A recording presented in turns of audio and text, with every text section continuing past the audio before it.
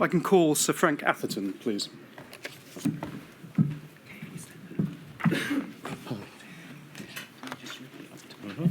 I swear by Almighty God. I swear by Almighty God. That the evidence I shall give. That the evidence I shall give. Shall be the truth. Shall be the truth. The whole truth. The whole truth. And nothing but the truth. And nothing but the truth. Thank you for coming back to help again, Sir Frank.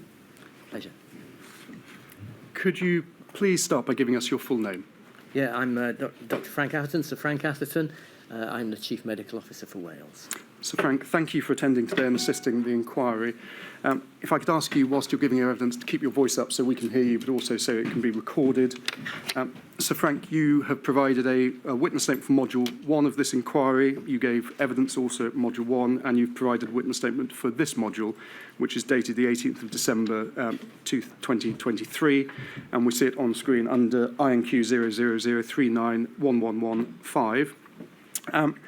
We don't need to go to it, but at page 70 of that witness statement, you have signed it. And are the contents of that statement true to the best of your knowledge and belief? Yeah. Sir Frank, I'm going to be referring you to some documents during the course of your evidence. I will give the references so that they can be brought up on the screen, but I understand you've also got hard copies. So what I will try to do is provide you with references to your hard copy bundle as well. But if at any stage you don't know which document I'm referring to, just tell me and we will sort it out. Thank you. Now, Sir Frank, as you said, you are currently the Chief Medical Officer for Wales, and you have been in post since 2016, is that right? That's right, yes. As regards your professional background, you studied medicine at Leeds University, following which you worked in a broad range of medical areas, in particular paediatrics. You then completed your training in general practice. You worked as Director of Public Health in Lancashire and Cumbria between the 1st of August 2002 and the 1st of May 2012. And you served as President of the Association of Directors of Public Health between 1st of August 2008 and 1st of May 2012. I understand you were also Deputy Chief Medical Officer for Health in Nova Scotia between the 1st of May 2012 and the 1st of August 2016. So I think it's right to say you have a long and distinguished career in the field of public health and medicine. Thank you. Just some questions, if I may, to start with the role of the Chief Medical Officer for Wales. I'm right, aren't I? Although the CMO is a member of Welsh Government staff and as such bound by the Civil Service Code, in practice you are afforded a high degree of independence when you come to advise the Welsh Government and a high degree of separation from their day-to-day concerns. Is that right? That's right, yeah. By custom and practice, I do have a degree of independence which some other civil servants perhaps don't enjoy. If we can please have on screen INQ 000668086. Sir Frank, I think this is page 72 in your bundle, if you'd rather hard copy. This is an organisational chart of the Welsh Government as at November 2019, so just going into the pandemic. We can see the 4 Director Generals beneath Andrew Goodall, who at the time was Director General of Health and Social Services Group. We can see the CMO post there. At the start of the pandemic, you therefore reported to Dr. Andrew Goodall as Director General of the HSSG. Is that right? That's correct, yeah. And I think those reporting lines changed in November 2021 when Dr. Goodall was appointed as Permanent Secretary and the Director General post was filled with by Judith Paget. Correct, yeah. Now, as regards your role during the pandemic, would it be right to say that your main function was to provide advice to Welsh ministers and Welsh Government policy officials about the public health implications of Covid-19 and the measures implemented to deal with it? Yeah, that would be a fair comment, I think, yeah. And of course, you had access to a range of advisory systems, which we'll come to look at in a moment. But would I be right in saying the ultimate responsibility for that provision of public health advice sat with you as CMO? Yes, I provided that alongside the Chief Science Advisor for Health and others. And of course, ministers were taking advice from various sources. But from a public health point of view, I would be the principal advisor.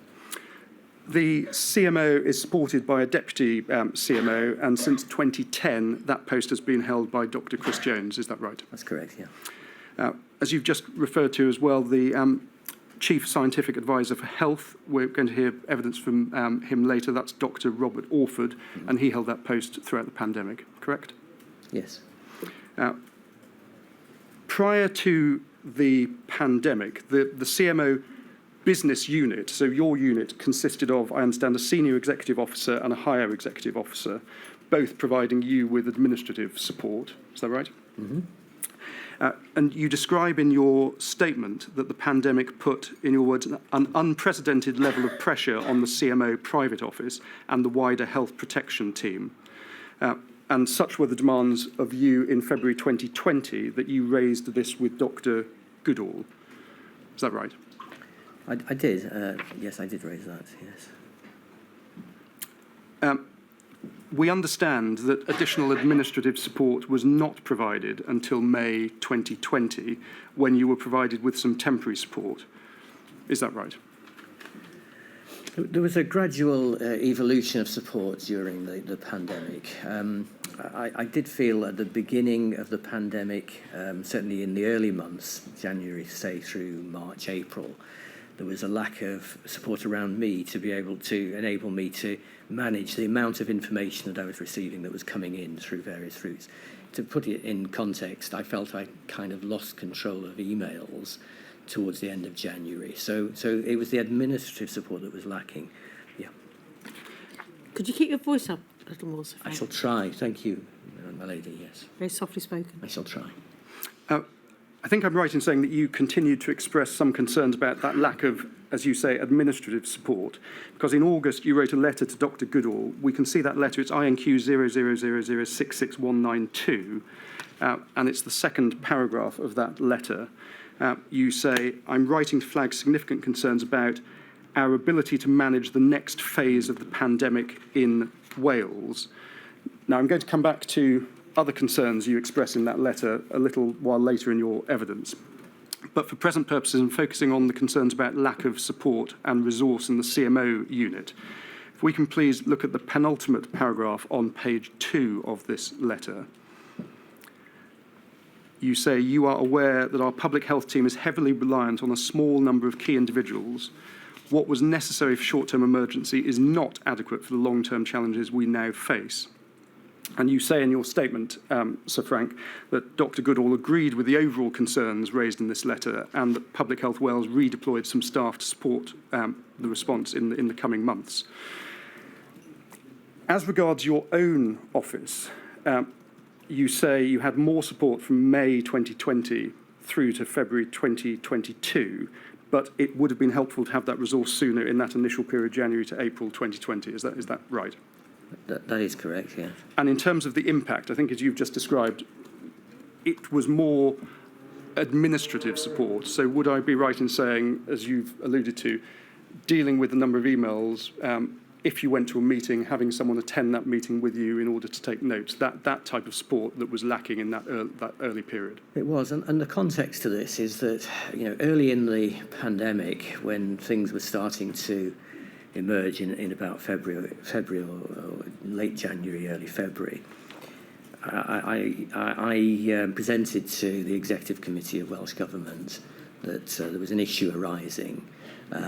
And at that point, I was hopeful that there might have been more support, administrative support, diverted from other parts of Welsh Government. Now, to be fair, there were other issues around in Wales at the time. There was significant floodings, but at the time it was not seen as possible to kind of move resources into the health sector and specifically into my office to be able to support the administrative needs. I think I do say in the statement as well that from a professional point of view, we were able to bring in other professional advisors, which was extremely helpful. On this issue of lack of administrative support, does this perhaps explain the lack then of formal minutes and notes of a number of meetings that you attended in this initial period? So, for example, we know you had regular meetings with other UK CMOs, including Professor Whitty, sometimes up to 3 times a week, but there are no minutes or notes of those meetings. Is that a result of this lack of administrative support in this period? It is, and I remember discussing this with my colleagues, the other CMOs, who did have that kind of support alongside them, people to take minutes, to take records, to really help them manage the volume of traffic. And I did feel a bit of an outlier in terms of how I sat alongside my colleagues. Sir Frank, I want to ask you next some questions about sources of information upon which you drew during the pandemic. And start, if I may, with UK-wide sources. So as I mentioned a moment ago, CMO discussions. It is right to say you had regular meetings with the other CMOs in the UK. And the inquiry has heard evidence already about the structures that existed at UK government level and the key individuals involved, not least your counterpart in England, Professor Whitty. Now, Professor Whitty's background is in public health and infectious disease. You've already helpfully told us that you came from a general practice background before taking up various public health roles. And you also make a point in your witness statement of saying that your background is not in virology or epidemiology. Would it be fair to say that given the particular requirements and the difficulties faced in the pandemic, that your background and experience meant that you perhaps required more than Professor Whitty to translate the advice of others, more expert in the matters at hand? Would that be fair? Well, I would certainly not have the level of understanding of infectious disease epidemiology that Professor Sir Chris Whitty would have. But I suppose I would argue that I was the only CMO who had formal public health training, who had been involved perhaps in managing some of the previous incidents, epidemics, outbreaks, etc. So I think when you look at the skills of chief medical officers, they can come from a range of backgrounds, of course. What's really important is that you know the limits of your knowledge and can draw on knowledge that you don't personally have. The inquiry heard evidence in Module 1 from Mr. Gethin that as far as Wales was concerned, he said the relationship with the other CMOs was complicated by the fact that the CMO in England is not just a UK CMO, but he or she advises the UK government, so particularly in relation to areas that have UK-wide ramifications. Did you encounter any problems in that regard, namely by the virtue that Professor Whitty was effectively wearing two hats, English CMO and UK government advisor? It never came to me as a problem at all. No. Now, prior to the pandemic, the UK CMOs tended to meet quarterly, with the chair of that meeting being rotated. And I understand during the pandemic, those meetings became much more frequent. And you describe in your statement that during the initial phase of the pandemic, the UK CMOs would sometimes meet daily before you settled into a rhythm of weekly Friday morning meetings from around August 2020. Is that right? That's correct, yeah. Now, those meetings, as I understand it, would be chaired by Professor Whitty. His office would act, in effect, as secretariat. And as I understand it, any minutes or notes taken were not shared with other CMOs. So we don't have a joint agreed record of those meetings. Is that right? We do not. Yeah. Assuming that you would have relayed those CMO discussions back to Welsh ministers and officials, didn't the absence of an agreed record of those meetings make that more difficult? I don't think it was a direct relay of the content of those discussions to ministers. What those meetings were about, they were fairly informal, and we were sharing information. It was about sharing intelligence information across the four nations. It wasn't, if there were issues which arose which needed to be fed into ministers or into decision-making processes, then we would take those. But I would agree with your point that it would have been useful to have a record of them. So as a sort of lessons learned going forward, perhaps formal agreed minutes or records of those meetings would be useful. Some note would be useful. We'll look at specific meetings that you attended in due course, but is it right that the first meeting of the UK CMOs in relation to COVID, that took place on the 24th of January 2020? That's my recollection. And having first heard about a novel coronavirus, I think in your statement you say sometime between Christmas and New Year 2019, did you have any liaison with your CMO counterparts in the period between then and 24th of January 2020?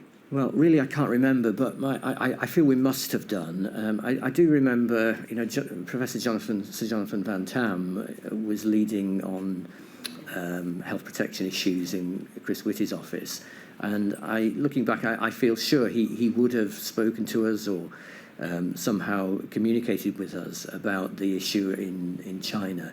So I'm sure there was some soft sharing of information before that time. But the first formal meeting, as you say, seems to be towards the end of January.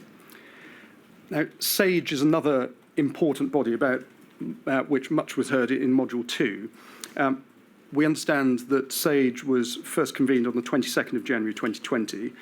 You were not invited to attend SAGE until the 11th of February 2020. Do you think that you should have been invited to attend SAGE earlier than the 11th of February? I think it would have been helpful for Welsh Government to be represented. Whether it was me personally or not is a separate matter, but I do think it would have been useful to have Welsh representation. Were requests made prior to 11th of February for there be a Welsh representative at a SAGE meeting, do you know? Do you mean requests from Wales to Absolutely. SAGE? I'm not aware of that, no. And what steps did you take prior to 11th of February, recognising that it would have been helpful for there to have been a Welsh representative at these earlier SAGE meetings? What steps did you take to ensure that there was such a Welsh representative? Well, as soon as SAGE started to meet formally and we started to get invitations, we made sure that we were represented through Professor Orford, of course, yeah. It may well be, and I think in Module 1, Professor Valence gave evidence on this, it may well be that an invitation may have come through the Chief Science Officer for Welsh Government Office. I don't know if that happened or not, but if it did, it didn't reach me. Well, perhaps we can explore that with Dr. Orford, who Yes. we'll be hearing from next. The Joint Biosecurity Centre was established by the UK government in June 2020, as I understand it, to provide an evidence-based analysis and advice to inform local and national decision-making in response to COVID. You were a member of the JBC Technical Advisory Board, is that right? That's correct, yes. Jo Trott, who's head of COVID-19 project team in the Welsh Government, says in her evidence to the inquiry that data and intelligence received through the JBC was England-centric. Is that something you're able to comment on? Do you agree with those comments? I feel it may well have been in the early stages. JBC was set up as a completely new organisation. It built on some of the work that the former Public Health England had done. So, initially I would agree with that. But I felt that as time went on during the pandemic, the team, who I think were excellent in JBC, technically excellent people, did go the distance to try to incorporate data from the other nations. So I feel it may have been an initial issue, which was certainly resolved towards the latter stages of the pandemic. If I move away now from UK-wide sources of information and consider Welsh-specific sources. Start with Public Health Wales. You say in your statement you had a series of ad hoc meetings with Public Health Wales colleagues in February 2020. Assume, therefore, you didn't have any of those kind of meetings in January 2020. Is that right? I really can't remember.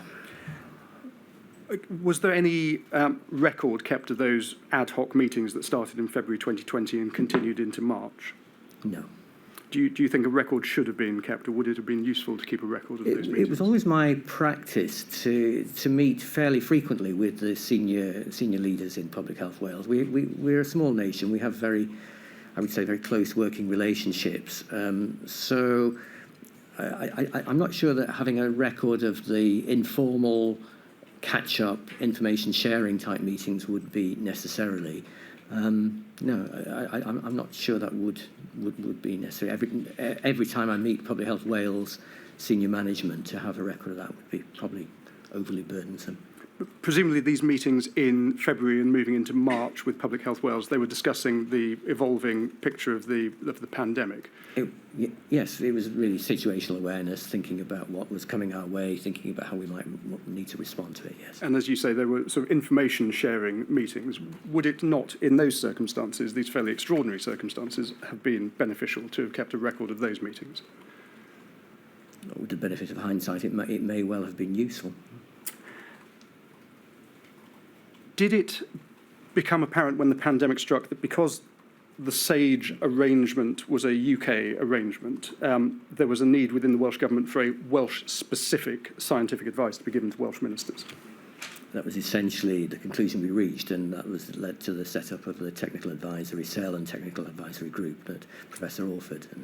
And as I understand it, excuse me, TAC was set up in late February, and sort of TAG followed on soon thereafter. Just want to take you to an annual report. It's 2018-2019 report entitled Valuing Our Health.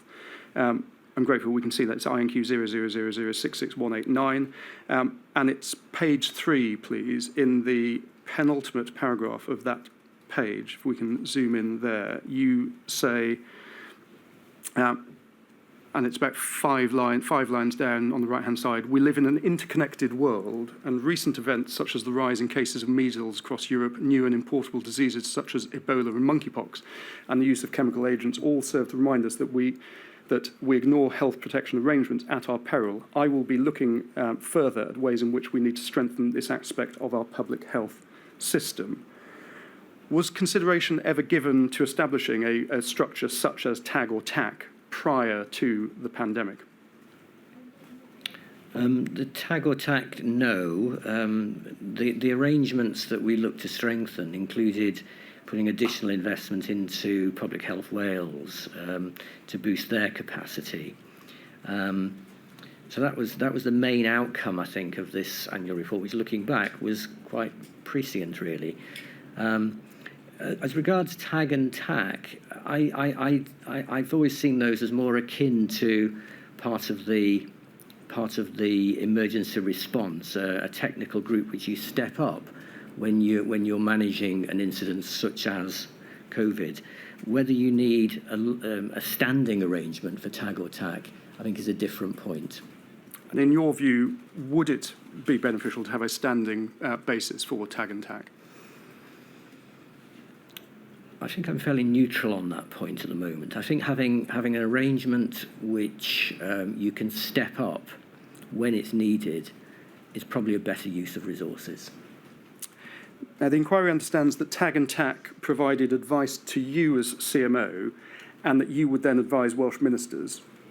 Just help us then. Was your advice independent of TAG and TAC, or were you a conduit of TAG and TAC advice? I think it evolved over time. I think in the initial phases, when TAG and TAC was set up, it tended to route to me, and I would then pass that through to ministers.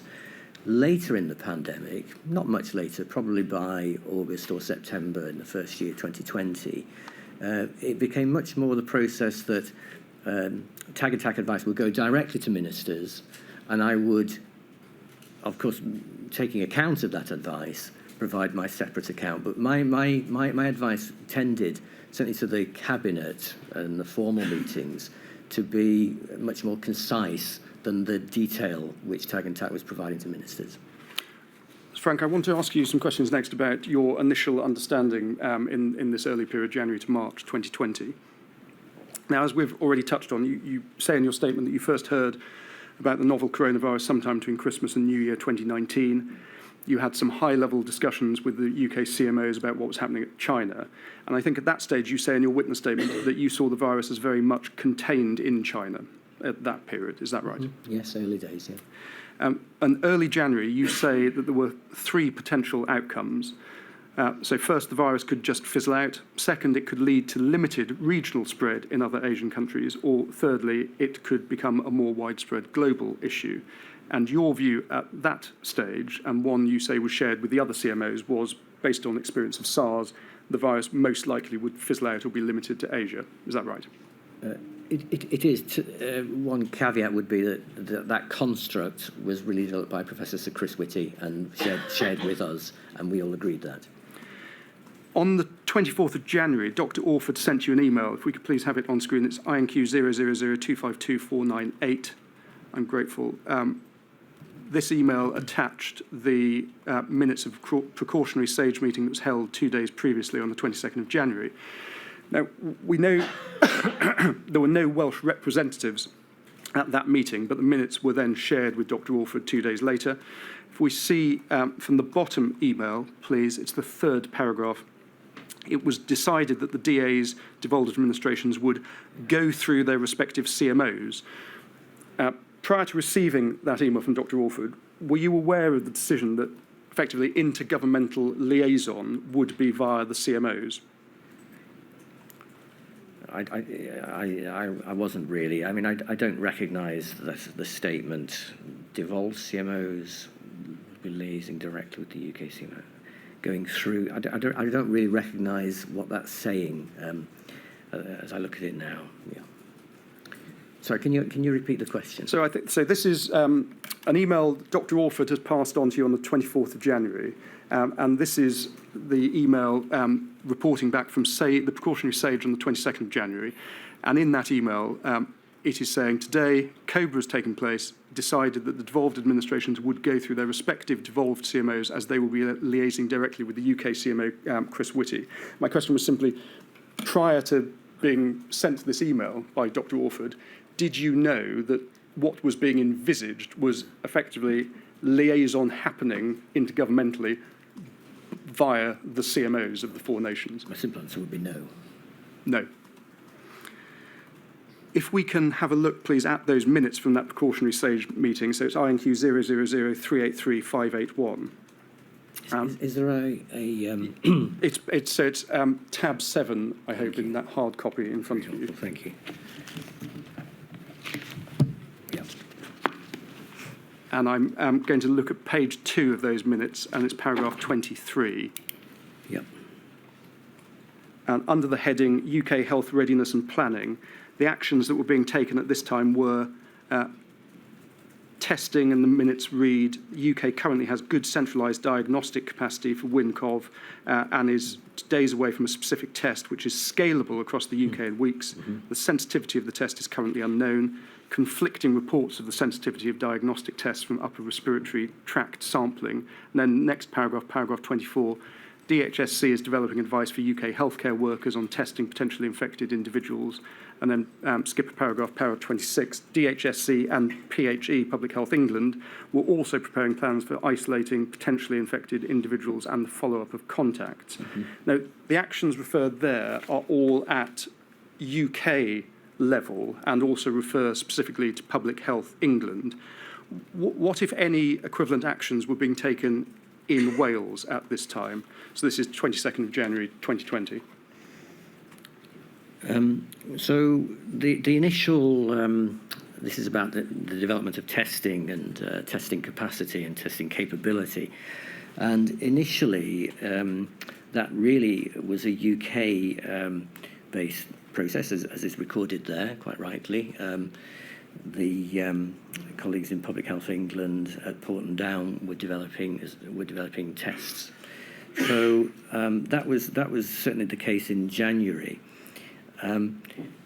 Into February, and as testing started to come on stream, because it was initially, it's true, available at UK level only.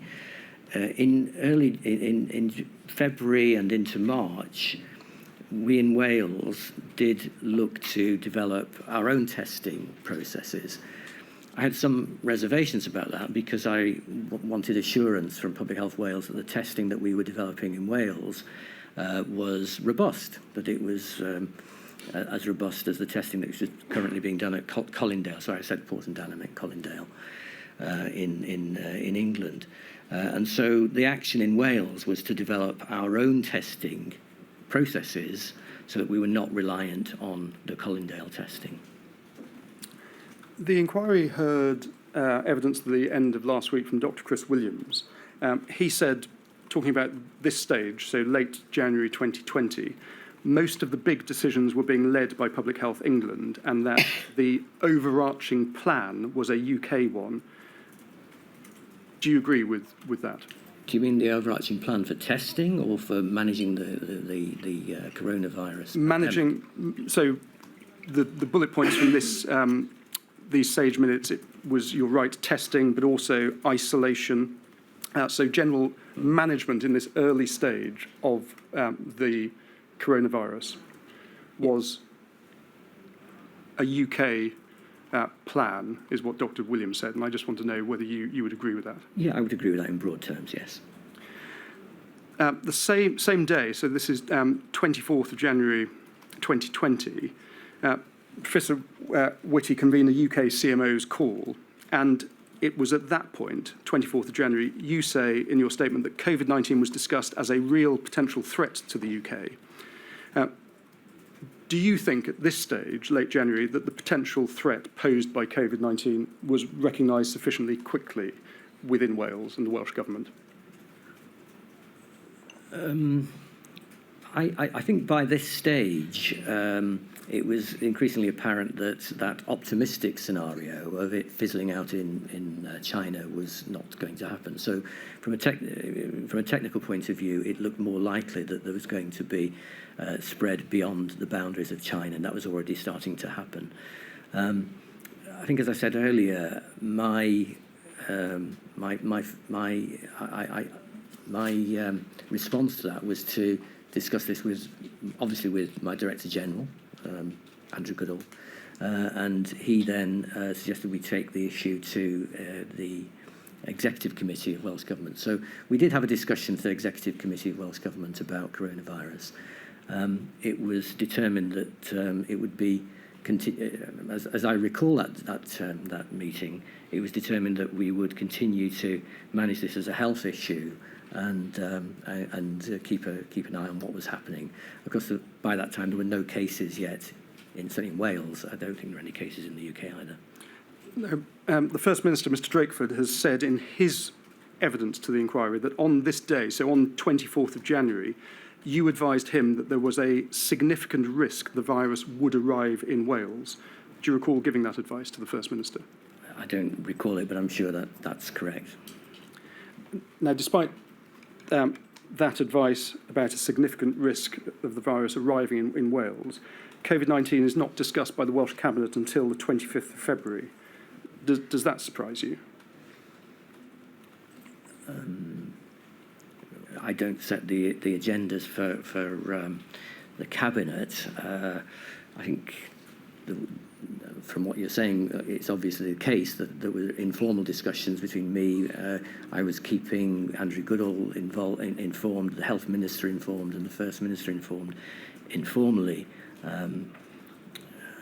So it doesn't particularly surprise me, given everything else that was happening in Wales, including the management of the flooding. But of course, I wasn't a member of Cabinet. I didn't go to Cabinet. Given the significant risk, as you saw it and advised the First Minister about it, that the virus would arrive in Wales, what infection control measures were put in place at this stage? So we're still end of January 2020 to minimise the public health risk in Wales. I can't point to specific protections that were put in place, but really this was a time when in Wales, and I'm sure in the other nations as well, we were starting to think about what the possible consequences might be. We were thinking about how we might manage individual outbreaks, how we might scale up any response that we needed to have. So it was at the start of that. We were at the start of that journey of thinking of how we actually scale up responses. Of course, saying that it's going to arrive in Wales doesn't mean that it's going to be a pandemic. We didn't know by that point that it was going to be a pandemic. We had to prepare for something. I think the language we often used at that time was we needed to hope for the best but prepare for the worst. Now, at this stage, and wearing your lead director of HEPU, which the inquiry heard quite a lot about in Module 2, so that's the HSSG Health Emergency Preparedness Unit. So wearing your HEPU hat, did you have any concerns regarding the capacity of the NHS to respond to a high-consequence infectious disease? I'm not the leader of the Health Emergency Preparedness Unit. I think you're referring to a colleague of mine, but this sits within the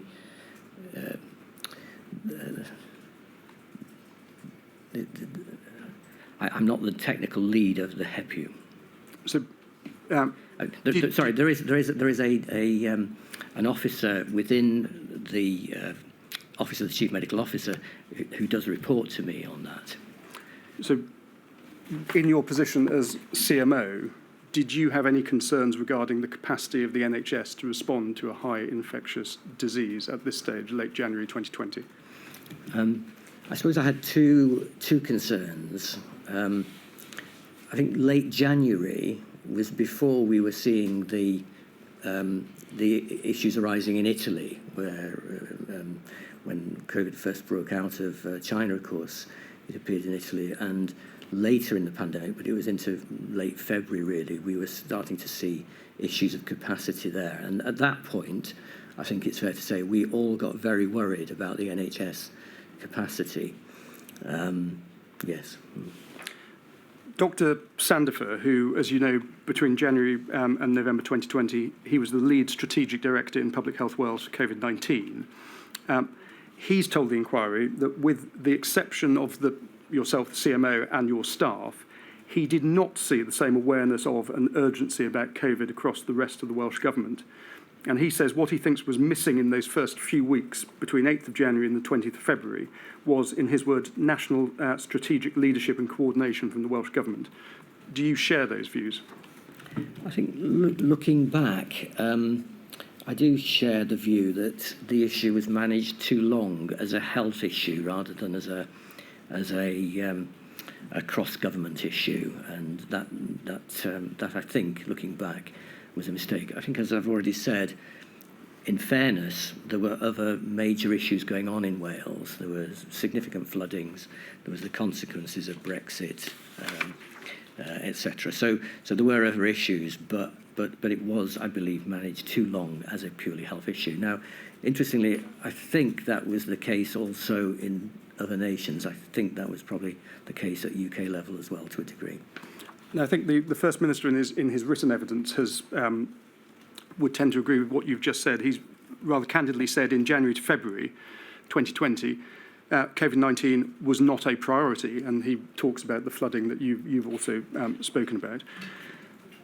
But going back to your comment that it was managed too long as a purely health issue, when do you think it should have been recognised that this was a cross-government issue that needed to be handled differently? I think once we started to see cases appearing, once we started to see pictures in Italy of hospitals really running into stress, so probably towards the middle of February, probably, if you were to ask me to pin down a time. On the 5th of February, you received an email from that followed on from a UK CMO's call. If we can please have INQ 000383585. So Frank, if you want it in hard copy, it's tab 10 of your bundle. Thank you. This email provides a write-up of a call that presumably Chris Whitty, had with the Directors of Public Health. And I'm just looking at the first bullet point. It says CMO outlined current epidemiology of outbreak and described two scenarios and how there is potential for a situation in which we would move from containment to mitigation, but this is not the case now. We are currently using pandemic flu for reasonable worst-case scenario planning. Do you think that the use of pandemic flu for reasonable worst-case scenario planning was reasonable at this stage? So again, this is early February, 5th of February 2020. Yes, I do. The email goes on to state that the CMO agrees that planning for mitigation now is wise. Now, am I right that mitigation in this context refers to a set of actions and measures aimed at reducing the spread of the virus and minimising its impact, obviously, on public health? Yes. Was mitigation planning being undertaken by the Welsh Government at this stage, early February 2020? So in the same way that Chris Whitty was having discussions with the Directors of Public Health in England, we were alerting the system in Wales. I don't have a record of them, but I used to meet with and I still do meet with the Directors of Public Health on a regular basis. So we would be having discussions there. There was a parallel strand, of course, around keeping chief executives of the health boards aware of the situation. That was led by Andrew Goodall, and he would invite me to meet with the chief executives, often by telephone as well. I'm sure there's records of those discussions. So mitigation planning for the what might be coming was starting about the same time in Wales. Yes. If I could ask you, please, to have a look at another email. It's an email of the 20th of February 2020. It's INQ 000383626. It's an email from Dr. Orford providing you with an update on SAGE. It's tab 109, I hope, in your hard copy bundle. But we can probably enlarge it on the screen for you. It's the 6th bullet point that I'm interested in. So this is Dr. Orford updating you from SAGE. He says, likely that UK testing has missed 40% of positives due to delay in testing versus detectability of virus. And then the next bullet point, please, 75 to 80% likelihood that virus already in circulation. Now, pausing there, this is 20th February. Would you agree this meant containment had failed by the 20th February? I'm not sure I would agree that containment had failed. The plan, of course, that was developed, had containment as the initial step, and then mitigation later. But we hadn't had a lot of cases in the UK at this point, and early in a pandemic, early in any infection, when you have sporadic cases, you have an aspiration and a hope that you can contain them by contact tracing around the patients, and that was the initial approach we took in Wales.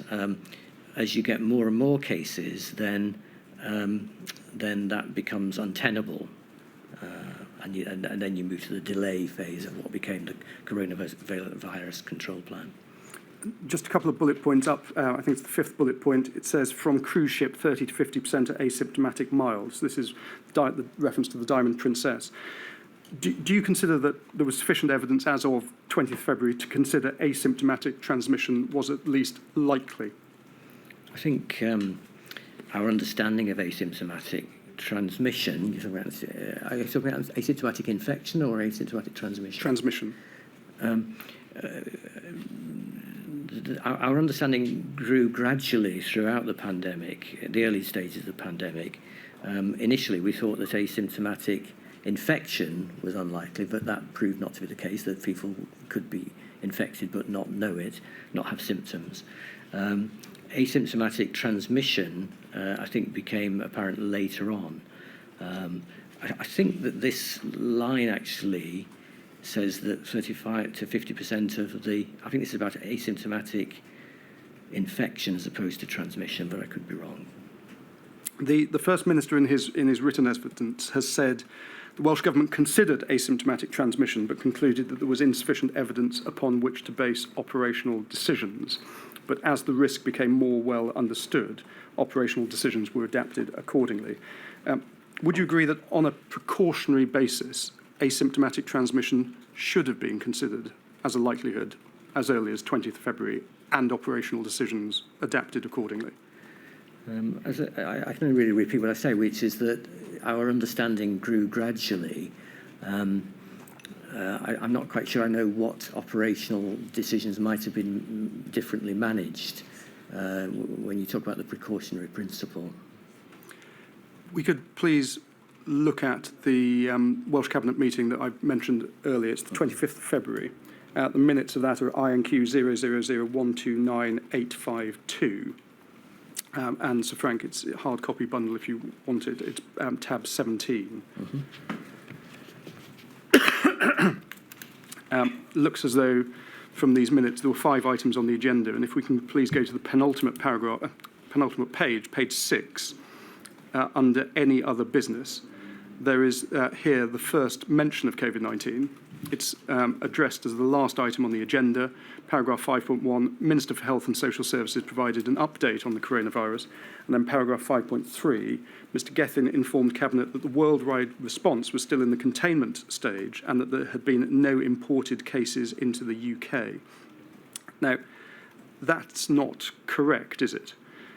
At the COBRA meeting you attended with the First Minister on the 18th of February, that confirmed that there were 9 positive cases in the UK. That may well be the case. I really don't recall. I don't think I was at this particular cabinet meeting.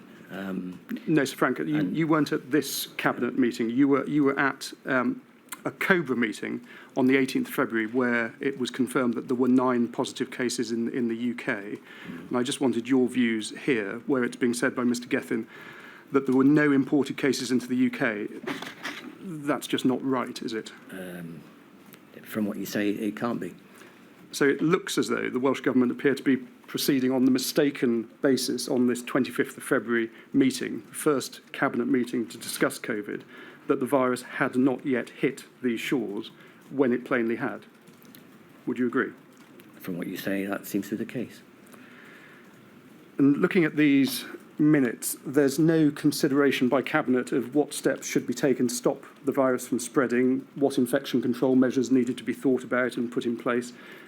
Does it surprise you that those type of discussions are not minuted, being this the first discussion about COVID by the Welsh Cabinet? Well, as I say, I'm not at that stage, I didn't routinely attend Cabinet, and I wasn't at this particular Cabinet. My reading of Cabinet ministers is that they tend to be fairly anodyne notes. They don't contain the depth of discussion often, which goes into them. They tend to be rather terse summaries, which is what I would interpret this as being. You attended a COBRA meeting on the 2nd of March. That was the first COBRA meeting that was chaired by Mr. Johnson. We've got the minutes of this meeting. It's INQ 000056217. I'm grateful. Sir Frank, if you wanted a hard copy, it's tab 22. But again, I think we'll try and zoom in to page 5, para 2. I would like to take you to, please. Para 2 on that page starting. The Chair invited the Government CMO and the GCSA to provide a situation update. The CMO said that contact tracing for the source of infection for the last 2 cases in the UK had not been successful, and that in both France and Germany there was now sustained community transmission. So this is now 2nd of March. It's nearly a week since the first COVID was first discussed by the Welsh Cabinet in the minutes we've just seen. It's 10 days after the lockdowns imposed in northern Italy that you've mentioned. There have been cases in the UK since late February, and in fact the first case in Wales on the 28th of February. And COBRA is being told here that contact tracing for the source of infection for the last 2 cases had not been successful, and the sustained community infection both in France and Germany. Did you understand, attending this meeting, that containment had been lost? The virus was now in the UK and was spreading? I don't think it had been quite lost at this point, but we were certainly moving in that direction. On the 3rd of March, this is the day after these minutes and this meeting of COBRA, saw the publication of the Coronavirus Action Plan. I'm grateful, INQ 000066061. If we could have a look at page 10, para 3.9, please. The plan sets out the 4 nations approach with which we're all very familiar: contain, delay, research, mitigate. Did you consider the degree to which containment had already been lost, and therefore a strategy in this document being published on the 3rd of March referring to containment was a failed strategy? I don't know that containment had been lost by that stage. I think there was still an ambition that we may be able to contain it by the normal methods of public health management. That was still an aspiration. The other point I would make is, of course, these documents. This was a UK-wide document, of course, which was developed at a UK level, and they sometimes take time to appear, time to go from the thinking to the actual publication. And of course, at this time, as you doubtless know, things are moving at a very fast pace. Frank, I want to. We're still trying to move through this period chronologically, but just take a step to the side to deal with a specific topic about mass gatherings, if I may. On the 11th of March, the inquiry has seen evidence that Gareth Davies, the then chairman of the Welsh Rugby Union, contacted the First Minister's office to express his concerns about the Six Nations rugby match between Wales and Scotland that was scheduled for that Saturday, the 14th of March, here in Cardiff at the Principality Stadium. He was concerned about that match going ahead. I understand that you were invited to speak to the Welsh Rugby Union, and before we sort of look at the advice that you gave them, if we can just put this in context, on the 12th of March, you had dialed into a COBRA meeting at which this issue of mass gatherings was discussed. If we can please have those minutes. It's a hard copy, tab 30, Sir Frank, but it's INQ 0000562221. And particularly, I'd like page 5, para 5, and the third bullet point towards the bottom of the page pulled up, please. Thank you very much. This notes that the hardest intervention to call was whether to cancel mass gatherings, as the evidence was not there, especially for outdoor events. And then, if we can go over the page, page 6, and I think it's the 9th bullet point. It starts, Scottish Gov minded to advise against gatherings of more than 500 people. Mm-hmm. Yes, I'm grateful. Minded to advise against gatherings of more than 500 people so as to ensure frontline emergency workers were able to prioritise the response to the pandemic. And then if we can go to page 8 of these minutes, please, paragraph 15. The UK government took the decision not to prohibit mass gatherings, but it is noted here, it's about four lines in, that the Prime Minister respected the Scottish Government's decision to cancel mass gatherings to manage pressure on emergency responders. Now, my question is simply this. Would you agree that banning mass gatherings so that public emergency services are not displaced would seem to be a pragmatic approach? I think with the benefit of hindsight, I would agree with that. And I would also think that there may well have been an advantage in terms of public communication, because it would have given a signal to the public. But the context of this, of course, was twofold. First of all, in the pandemic flu planning, which we were to some degree still following, the issue of cancelling mass gatherings had been considered, but in the flu plan, that was discounted as not likely to be effective. And I believe that SAGE had also looked at mass gatherings and both the benefits of cancelling them and the potential downsides, the potential risks of cancelling them, in that people might gather in small numbers in pubs, restaurants, clubs, on trains, whatever. So I think, that's a long way of saying yes. I do think that there may have preserving the pressures on the emergency services should have been a factor, should have been a consideration. Communications with the public should have been a consideration, but we were following the SAGE advice.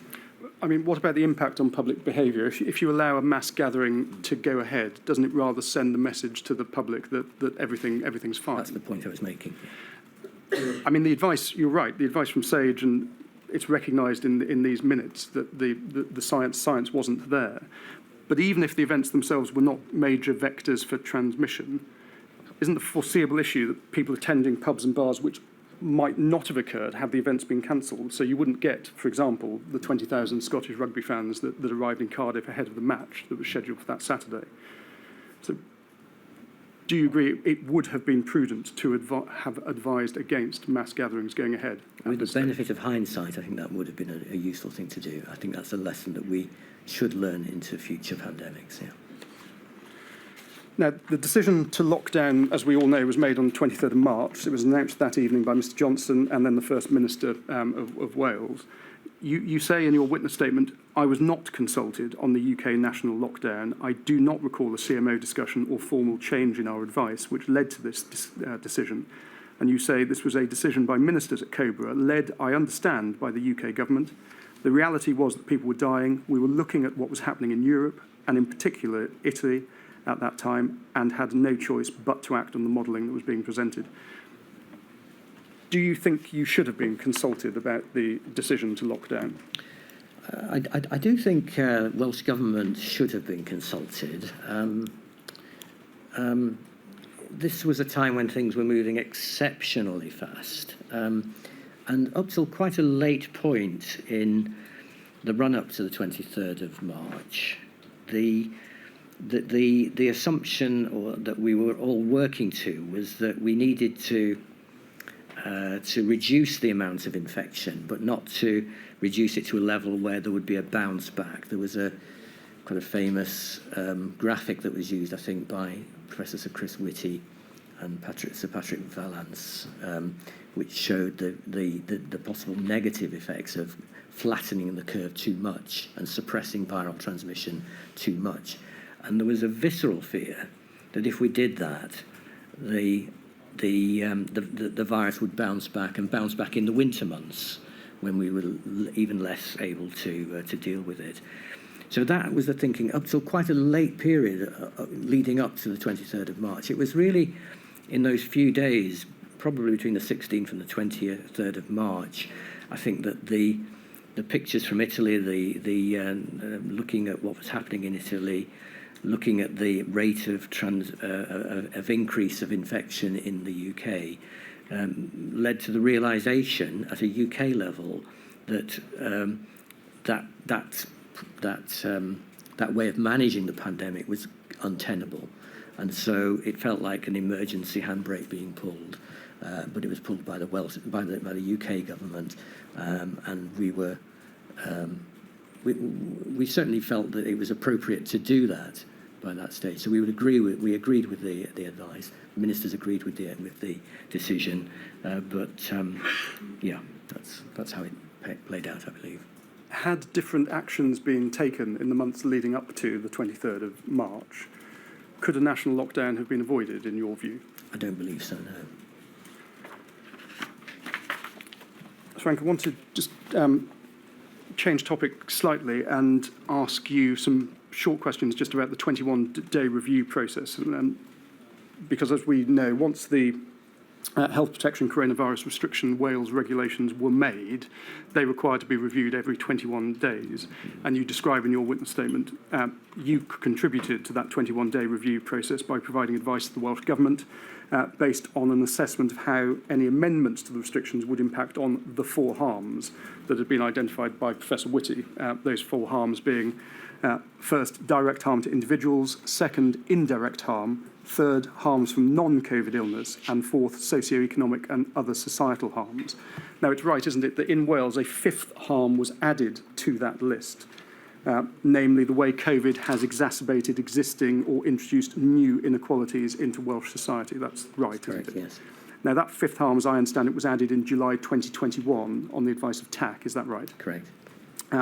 Now, the inquiry heard evidence last week about concerns being raised in early April 2020 about disproportionate impact that the pandemic was having on vulnerable and at-risk groups and those with protected characteristics. Why did it take until July 2021 to add that fifth harm, which dealt with those concerns about disproportionate impact? I think it was probably because TAC was extremely busy on a range of fronts, and it was something which was June really that late? It doesn't seem to me that late, given the pressures that were on TAC and TAG to do other work, particularly around the modelling and the thinking of where the pandemic was going. I think it was to Wales's credit that we did add that fifth element, and it speaks to the fact that we take inequality very seriously in Wales, but I don't think that was an undue delay. Was the fifth harm added in July 21? 2021, my lady. Oh, I'm sorry, I thought it was 2020. I didn't it think- was later than that. Sorry, I beg Sir your Frank had pardon. understood. Sorry, I Frank, missed that. Thank you. No, Sir Frank, my understanding is it was Yeah. July 2021. Yeah. In light of now realising it was 2021. Yeah. Do you want to change your answer? So it would have been better to recognise that formally earlier, but it's not that we didn't recognise it or we weren't working on those fronts. There was a lot of activity going on, of course, around specific aspects of inequality, not least around trying to make sure that we protected the interests of people from Black, Asian, minority ethnic groups, but also other socio and economically deprived groups. So there was a lot of work going on, but I agree with you, it would have been better to recognise it formally at an earlier stage. Now, Sir Frank, before we take a break in 15 minutes' time, I just want to deal with, if I can, a topic, face coverings, which is an area where there was a difference of opinion between the four nations on this issue, and just want to explore that with you. On the 11th of May, the UK government advised the public to consider wearing face coverings in enclosed public spaces such as shops, trains, buses, to obviously help reduce the spread of coronavirus. Now, you issued a statement the following day in which you confirmed that you did not recommend the compulsory wearing of face coverings by everyone when they leave home, and indicated that that should be a matter of personal choice. In your witness statement to the inquiry, you give three reasons for that. You say, first, you were concerned about the stock of PPE, and the priority was to ensure that there was sufficient face masks for hospital and care staff. Second, you say you thought that the use of face coverings would promote risky behaviours. And third, you say you were concerned that the face coverings being used in the UK did not generally meet WHO standards. Now, as to your first point about a concern about a stock of PPE, had there been sufficient PPE, would your advice have been different, Sir Frank? There were a number of issues around face coverings.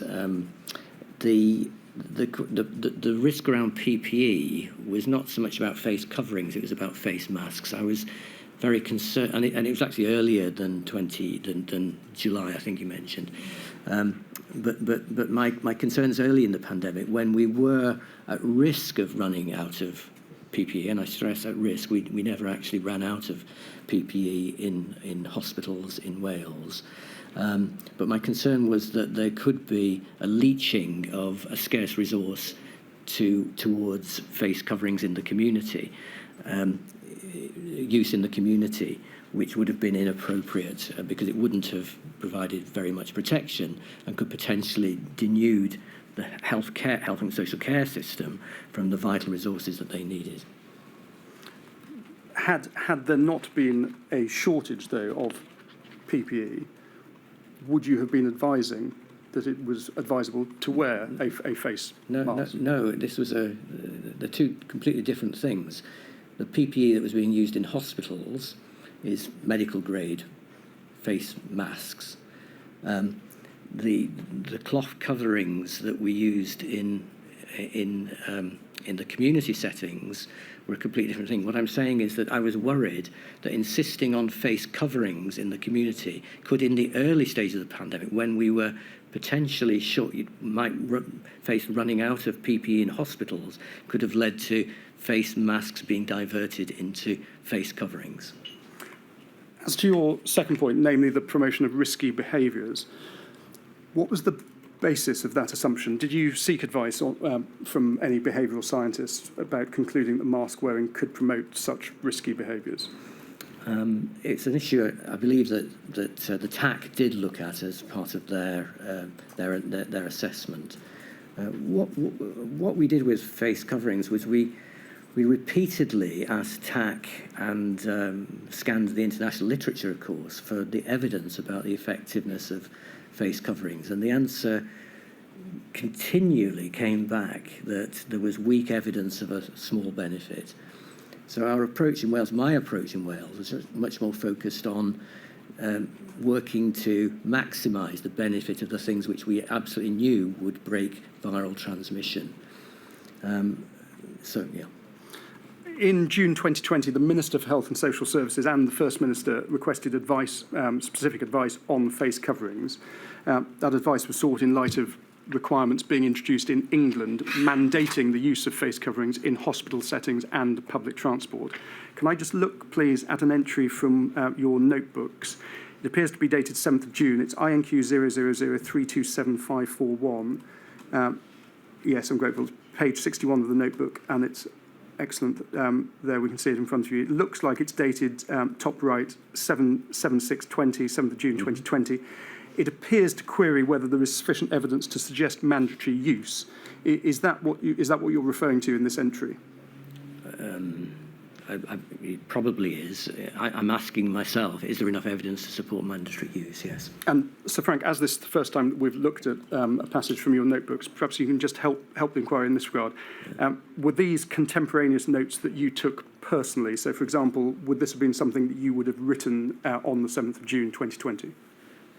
It would have been something that I wrote then, but it's important to recognise these are not. It wasn't a diary. It wasn't a.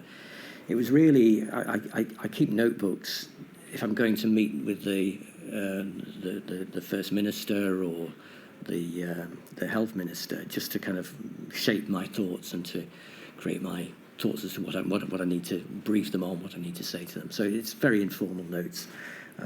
Yeah. If we could just have a look whilst we're here at the next page, page 62. Top of the page, please. Excuse me. There's a reference to, I think it reads political chatsy or charzy and alignment. Can you help us? What are you referring to there? Were you concerned about Wales adopting a different approach to face coverings than the other nations? It's political choice. Choice. Sorry. It's really pointing out that although I had reservations, the political choice issue is about me saying, I think, this is thinking back 4 years, you understand, that although I couldn't see a good argument for mandating public health, mandating on a public health basis the use of face coverings, mandating as opposed to recommending. I couldn't see it, but I was recognising, and I was very clear with ministers, that there was a political choice to be made. And it was extremely difficult. I felt I was putting ministers in actually quite a difficult position because I was taking perhaps a slightly different position to my other CMO colleagues on this one. And the alignment issue is exactly that. The fact that it became confusing for the public that we were not aligned and that we were doing something slightly different on face coverings. So it was me really trying to make sure that ministers understood that this was their decision, but my advice was that the evidence was not robust. I mean, do you think that taking this stance, as you rightly observed, different stance to your CMO colleagues in the other three nations, weakened public messaging? I think it probably did. And when I look back at all the time and energy that was spent in Wales thinking about face coverings, I do wonder whether it would have been a better decision just to simply align. I did have one personal issue, which is around the use of the 1984 Public Health Act, because I believe, having used the 1984 Act in my career, that you need very good evidence in order to place restrictions under that Act. But I'm not a lawyer, something which I occasionally give thanks. Now, Wales was obviously later than the other three nations when it came to advising on mandating face coverings. Large part, as I think you would acknowledge, based on your advice being given to Welsh ministers and the First Minister.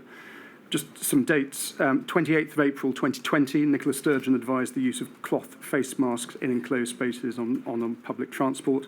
7th of May, Northern Irish Executive recommended face coverings in enclosed spaces where social distancing not possible.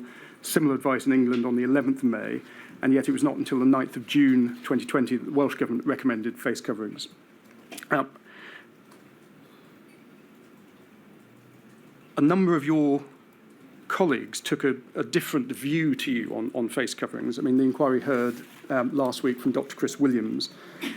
He said he verbally argued in TAG in favour of mandatory face coverings. And the First Minister has also said in his written evidence that he thought that they were useful in reinforcing the continued seriousness of the Covid-19 position. And we've heard in written evidence from Rebecca Evans, a Welsh Minister at the time, taking a similar position. In a WhatsApp of the 15th of July 2020, we don't need it on screen, I'll just read it to you. She said, one benefit of masks is that they are a visual reminder that coronavirus is still out there, even though we can't see it. I mean, to what extent did you consider and test those arguments, and perhaps test them with the CMOs of the other three nations, or indeed the RCBI behavioural scientists that we heard about, for example, Professor Anne John, that we heard evidence from last week? Yeah, extensively, I would say. I joined. I didn't normally join TAC, but I did join for the discussion on face coverings about that time, and it was quite clear, and I think it's clear in the TAC advice, that opinion within TAC was divided. There were various opinions. So there was no very clear recommendation coming out of TAG. As regards the WhatsApp from Rebecca Evans, I wasn't a party to any of that. But I would agree, and I think I've already made the point that from a communications point of view, it became very problematic, and it became difficult, I think, for ministers to hold the line, and eventually we moved along that axis from advisory to mandatory. Did you hear the phrase mask militancy being used at any stage? I don't recall it, no. Can we please have INQ 0002222863 on screen, which is a note. It's hard copy, tab 96, Sir Frank. But this is a note from Jane Runnacles, Jane Runnacles being the First Minister's Senior Special Advisor. It's dated the 10th of August 2020. The second bullet point is recording a briefing given by yourself and Dr. Orford to the First Minister on face coverings. As we see there, face coverings, understand we are an outlier and pressure to mandate, but that really is your choice, FM, First Minister. So this is obviously recognising that Wales is out of step with the rest of the UK. But as you say there, this was, although you were providing the advice, as far as you're concerned, this was a political choice for the First Minister and the Welsh Cabinet to make. Is that right? That's correct, yeah. The fifth, fifth bullet point, please, on this note, the First Minister remarks that the public were completely mystified that face masks were not mandated in supermarkets. Was that taken into account in the advice that you were giving the First Minister on this issue? I think that's the point I was making about I recognise that the position that we were taking in Wales was confusing to the public, and yes. I mean, if you had your time again, Sir Frank, would you have effectively mandated the wearing of face masks at the same time as for example, the UK government did in England? I think I probably would, with the caveat that I suspect it would have been subject to legal challenge because there wasn't very good evidence to support it. But yes, I think for all the time and energy that was spent on face coverings, it would have been better to align. On the 11th of September 2020, the First Minister issued a statement which confirmed that from the following Monday, the 14th of September, all residents in Wales over the age of 11 would be required to wear face coverings in public spaces, such as shops. Now, the inquiry understands you did not provide advice on that decision. That was the advice from the Deputy CMO, Chris Jones, Dr. Jones. In summary, Dr. Jones advised that as incidence has increased, it was appropriate to move away from an advisory to a mandatory requirement to wear face coverings in indoor environments where social distancing is not possible or difficult to observe. At that stage, this is 11th September 2020, did you agree with Dr. Jones's advice? I don't think I was around at the time. I think my personal view hadn't changed, but I felt that Dr. Jones was giving the ministers a way of resolving the problem that you just described about public communications. Yeah. My lady, if that's an appropriate Yes, point. certainly. I shall return at 11:30.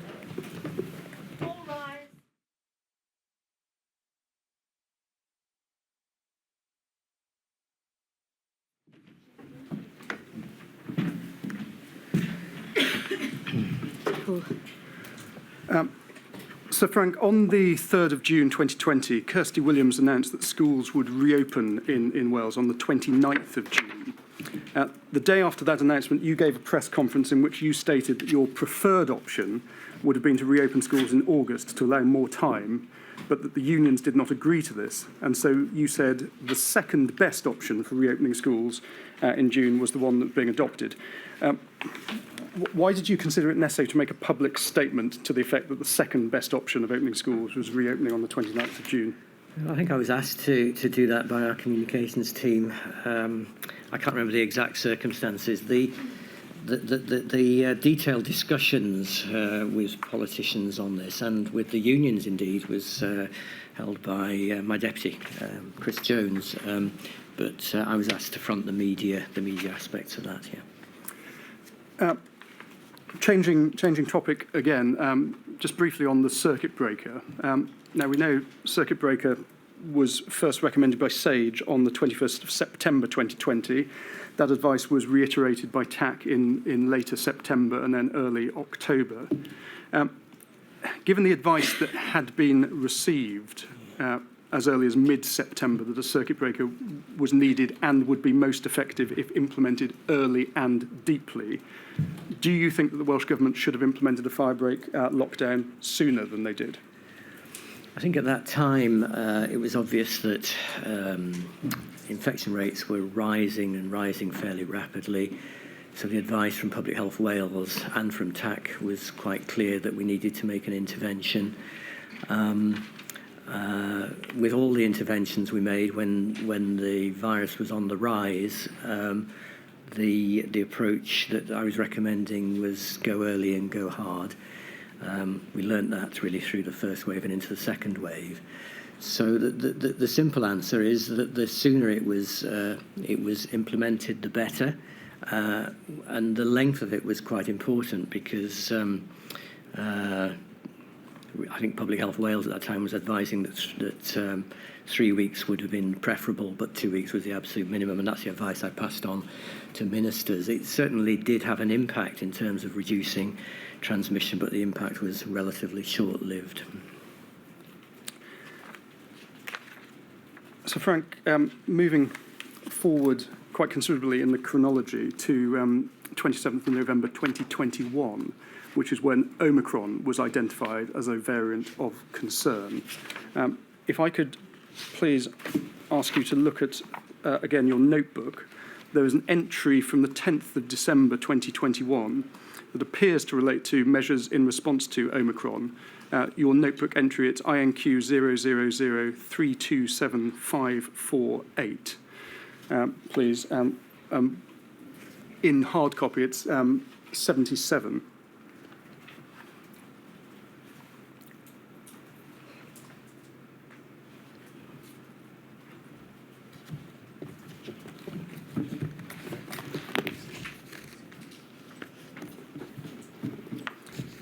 And on page 79, it's about 9 lines down, the note reads, likely move to level 4 prior to Christmas. We see that it's about 4 lines up from the bottom of the page. So it's been highlighted very helpfully for us. Thank you. Do you think that you had an unduly pessimistic view of the likely severity of the Omicron outbreak and the restrictions that were required? No, I don't. I think at that point we were looking at Omicron. We didn't know an awful lot about the Omicron. We understood it to have a high transmissibility advantage over previous strains of the virus. So we could see it starting to spread very rapidly. What we didn't know, what we couldn't know at that point, was how the severity of the illness that it would cause. So I think that at that point I was, obviously this note seems to suggest to me that I was thinking that we would have to go in towards a more of a lockdown sort of situation. As it transpired, to your point about whether I'm unduly pessimistic, I was pessimistic, but my pessimism was unjustified, and so we were lucky. But sometimes it's better to be wise than lucky. If we can, sticking with your notebook, have a look at page 101, please. At the very bottom of the page, there's an entry from 21st of December 2021.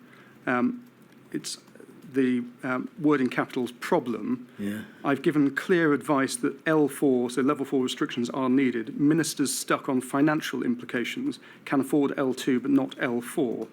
First of all, have I read that correctly? You have read it correctly, if I can read it correctly. But yes, that's what it says. And can you just explain to us that entry? Was your view, in effect, that level 4 restrictions were needed, but because of the economic or financial implications, the political decision was that they couldn't afford, effectively, to move to level 4? I have to confess I don't remember it well, but that's what it reads like to me.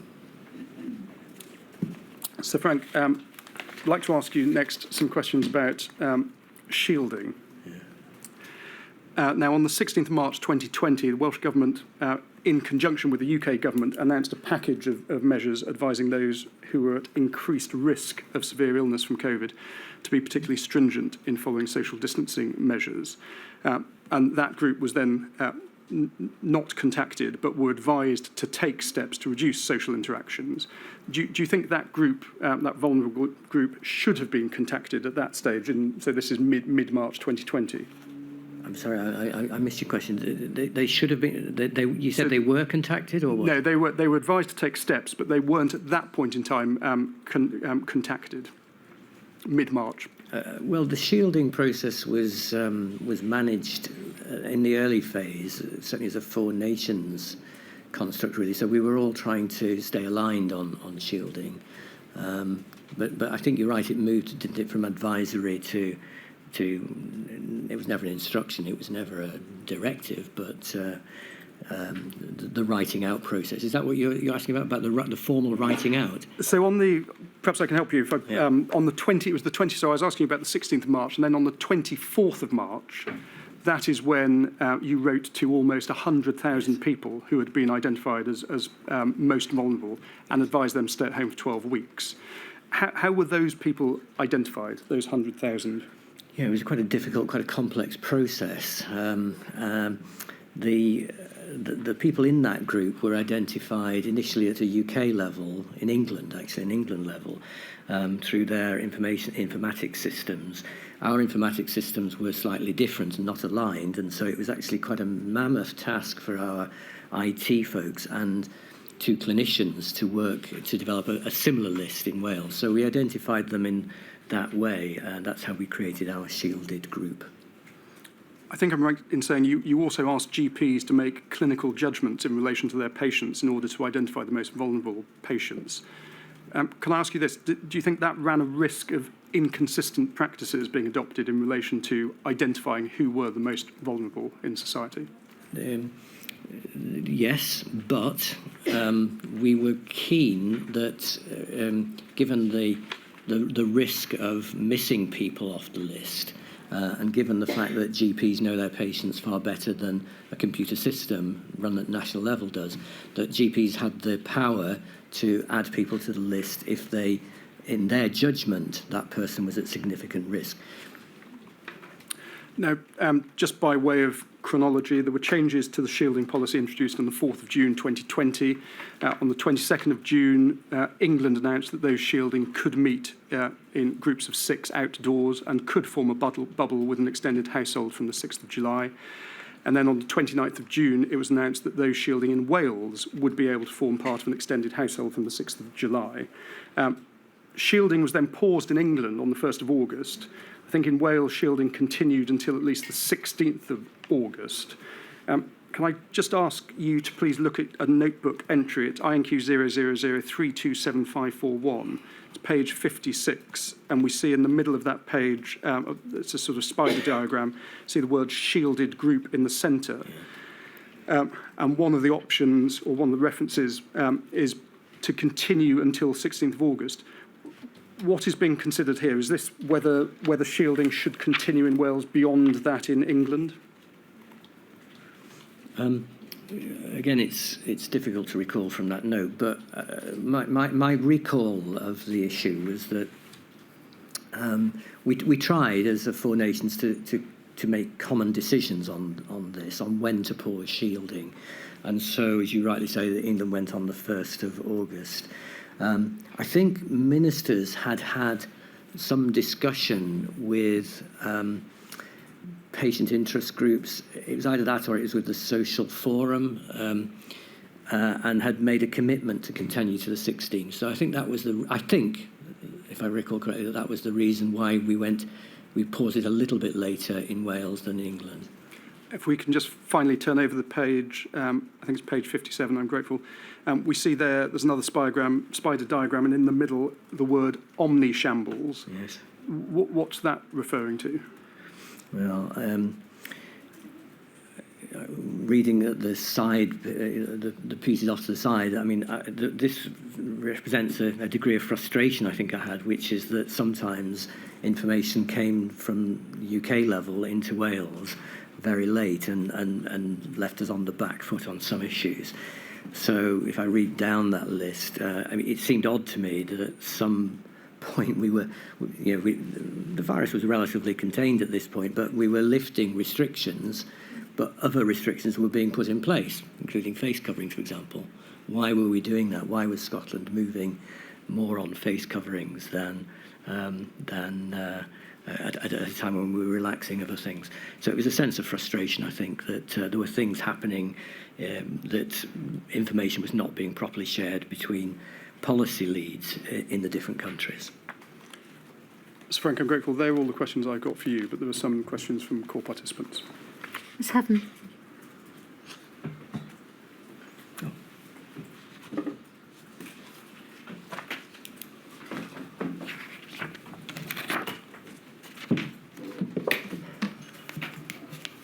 Thank you, my lady. Let me just pull this forward. Good morning, Sir Frank. I represent the Covid-19 Bereaved Families for Justice Cymru. Just a few short topics, please. Can we start with the topic of face coverings, which CTI asked you about a moment ago? And I want to go back again to that press release of May 2020 that CTI just asked you about. So just to be clear, this was at a time when Wales was the only nation in the United Kingdom not to recommend the use of face coverings. And as we've just heard, on the 11th of May, Chris Whitty and the UK government advised the public not to wear to wear face coverings in enclosed public spaces. And Sir Chris publicly stated that his advice was on the advice of SAGE. Now, I'm just going to quote from your press statement from the Welsh Government website in part. What you state is this: I'm not recommending the compulsory wearing of face coverings by everyone wherever they leave home. This should be a matter of personal choice. And then you said a second time, I support the public's right to choose whether to wear them.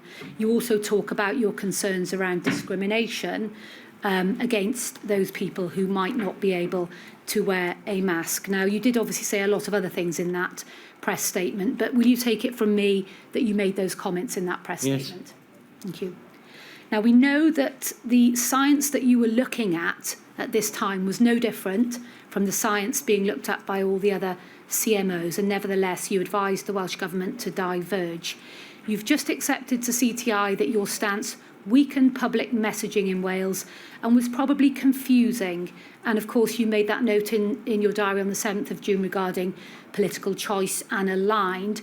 And CTI took you to the Jane Runnacle's note from the 10th of August, which referenced the Welsh Government being an outlier and the public being completely mystified that you won't mandate face coverings in supermarkets. So, Sir Frank, you made reference a number of times in your evidence to CTI to hindsight, but reflecting on the evidence that I've just put to you, will you not accept to me that it was clearly obvious to you as CMO at the time that your divergent approach to face coverings was in fact confusing and indeed mystifying the Welsh public, and that this must have undermined the four nations' response to this rapidly evolving threat? So will you accept that from me? No, I won't. I come back to the point that the evidence was very weak. The evidence for face coverings was very weak, and that was the evidence that we were all looking at. But Sir Frank, just do you understand my question? What I'm putting to you is that you knew at the time that your advice, which was that Wales should diverge, was in fact confusing the Welsh public, because here we have in a note from August that the public were mystified. So you had appreciated that at the time, hadn't you? I had not. I think what you have to remember is that for every person, every group that was advocating more mandation of masks, there was an equal and opposite group advocating that masks should not be used. The public was not aligned on that issue. There was no single public voice.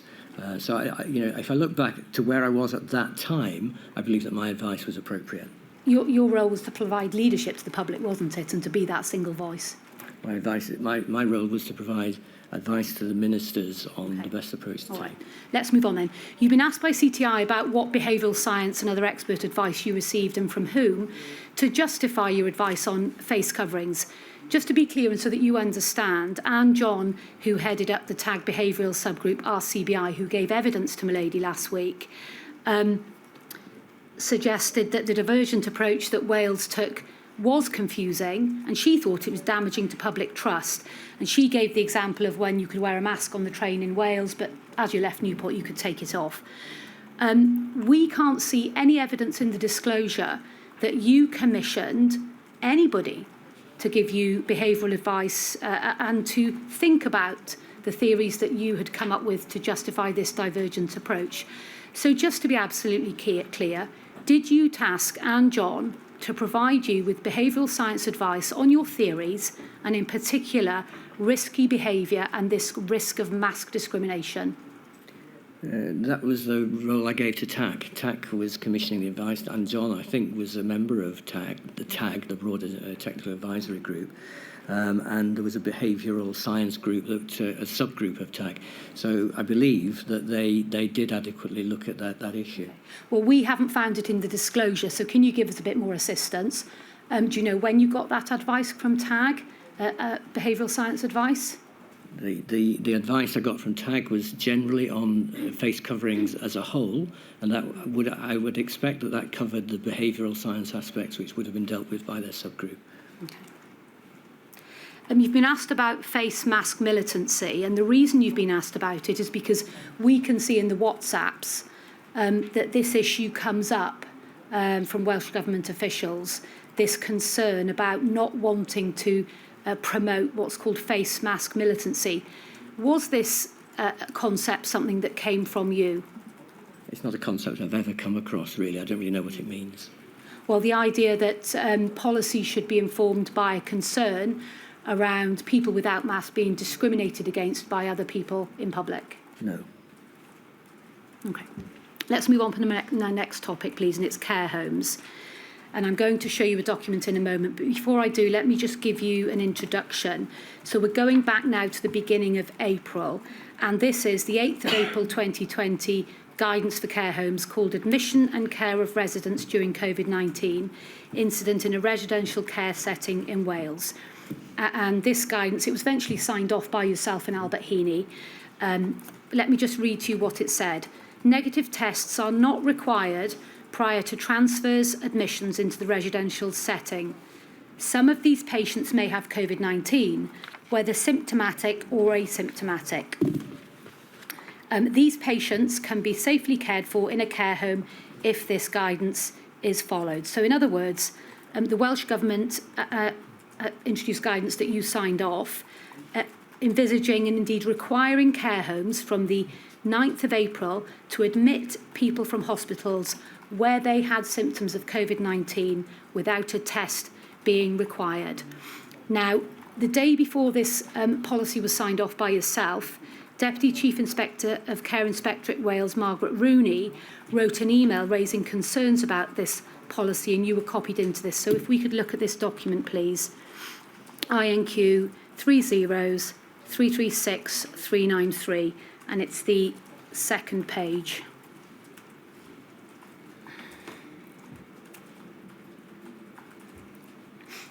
And if you just indicate when you can see that, thank you. So this is an email from Margaret Rooney, which is on the other page, but that's fine. We'll just stick with the CC. We can see there, can't you, that you're CC'd into that, Frank Atherton. I won't read it all out.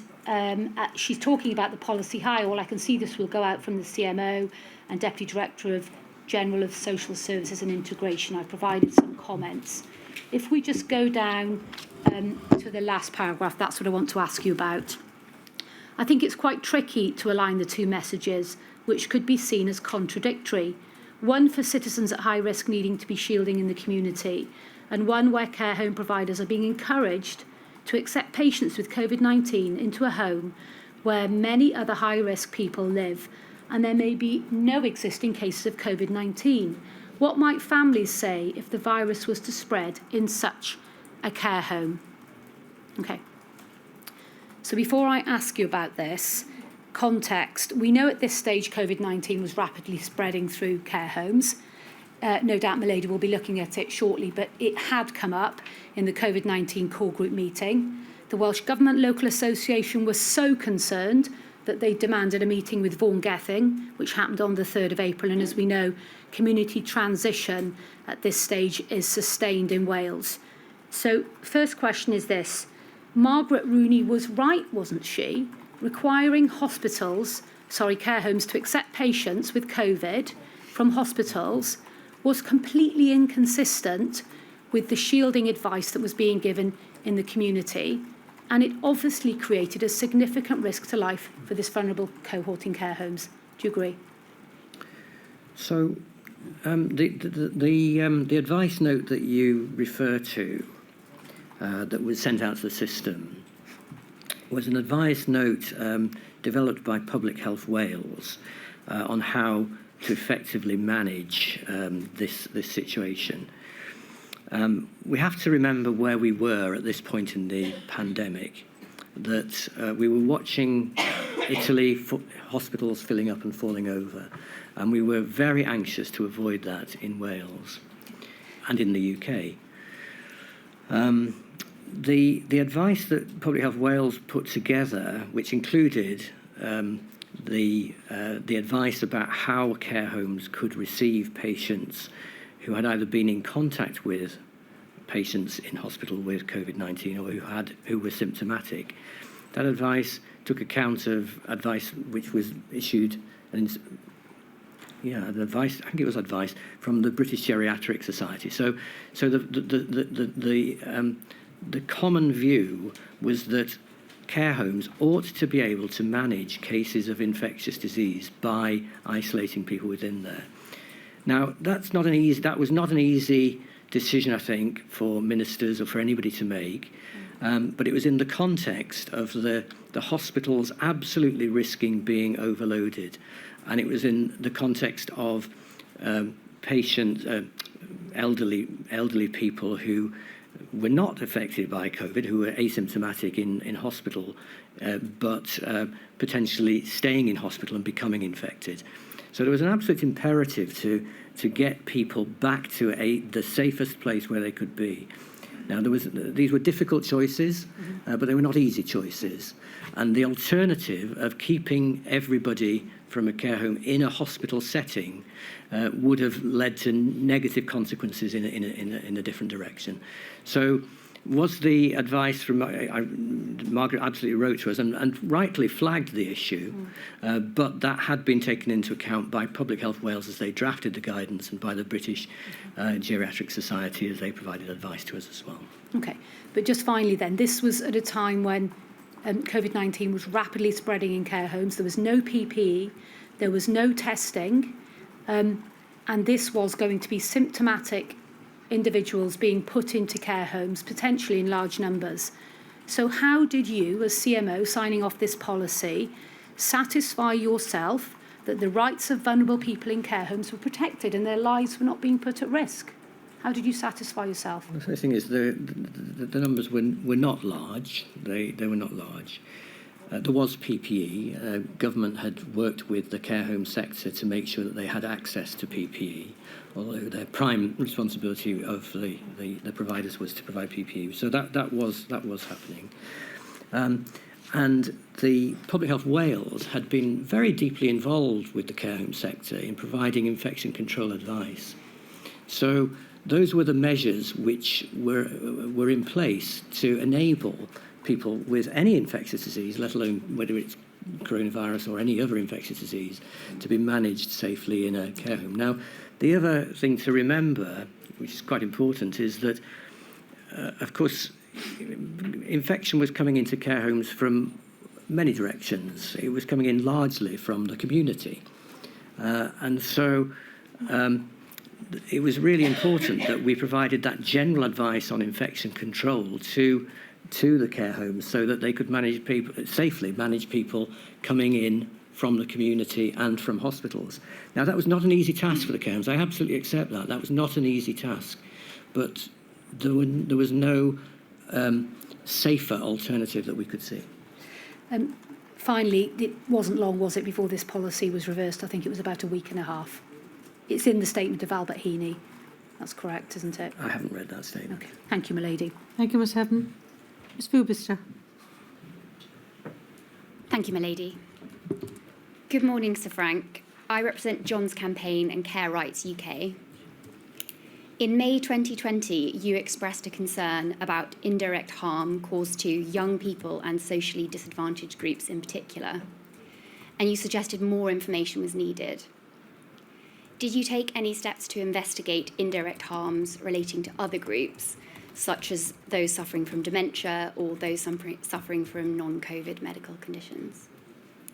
I'm sorry, when you say I expressed a concern, where did I express that concern? So, and can you my reference is to paragraph 160 of your witness statement. Yeah. Perhaps we can pull it up, or I can read out what you say. About halfway down para 160, you said, I informed ministers, this is around 7th of May 2020, at one of the 21-day reviews. Yes. You say, I informed ministers that I was concerned about indirect harms, especially for the young and for socially disadvantaged groups. And I suggested that we needed more information on the nature of the indirect harm to these groups for future reviews. So my question is around what other groups you're considering, in particular those suffering from dementia or other non-COVID medical conditions, and what steps you took to think about and investigate indirect harms for those groups. So there was a very real concern throughout the pandemic about the harms to, the non-COVID harms, which is what you're referring to, which could fall on, many parts of of society. We were worried about people's access to routine healthcare in particular. So there was quite a lot of work thinking about how we could boost general practice, how we could get back into, as the infection waves started to recede, how we could restart services for those vulnerable people that you're talking about. And so in around May, what steps were taken in relation to those groups? I can't tell you any specific steps, but there was a socio-economic subgroup of which was set up under the TAC, I believe, which was led by our chief economist, and that was looking at the needs of particular groups such as that, and trying to find ways to ameliorate the impact that the negative impacts that lack of services might have on them. Thank you, my lady. Thank you. Does that complete the questions for Sir Frank? My lady, it does. Thank you for your help, Sir Frank. I'm afraid I can't again give you a guarantee I won't ask for your help again. Thank you, my lady. Because, of course, we have the health module to come. But thank you for your help so far. Thank you.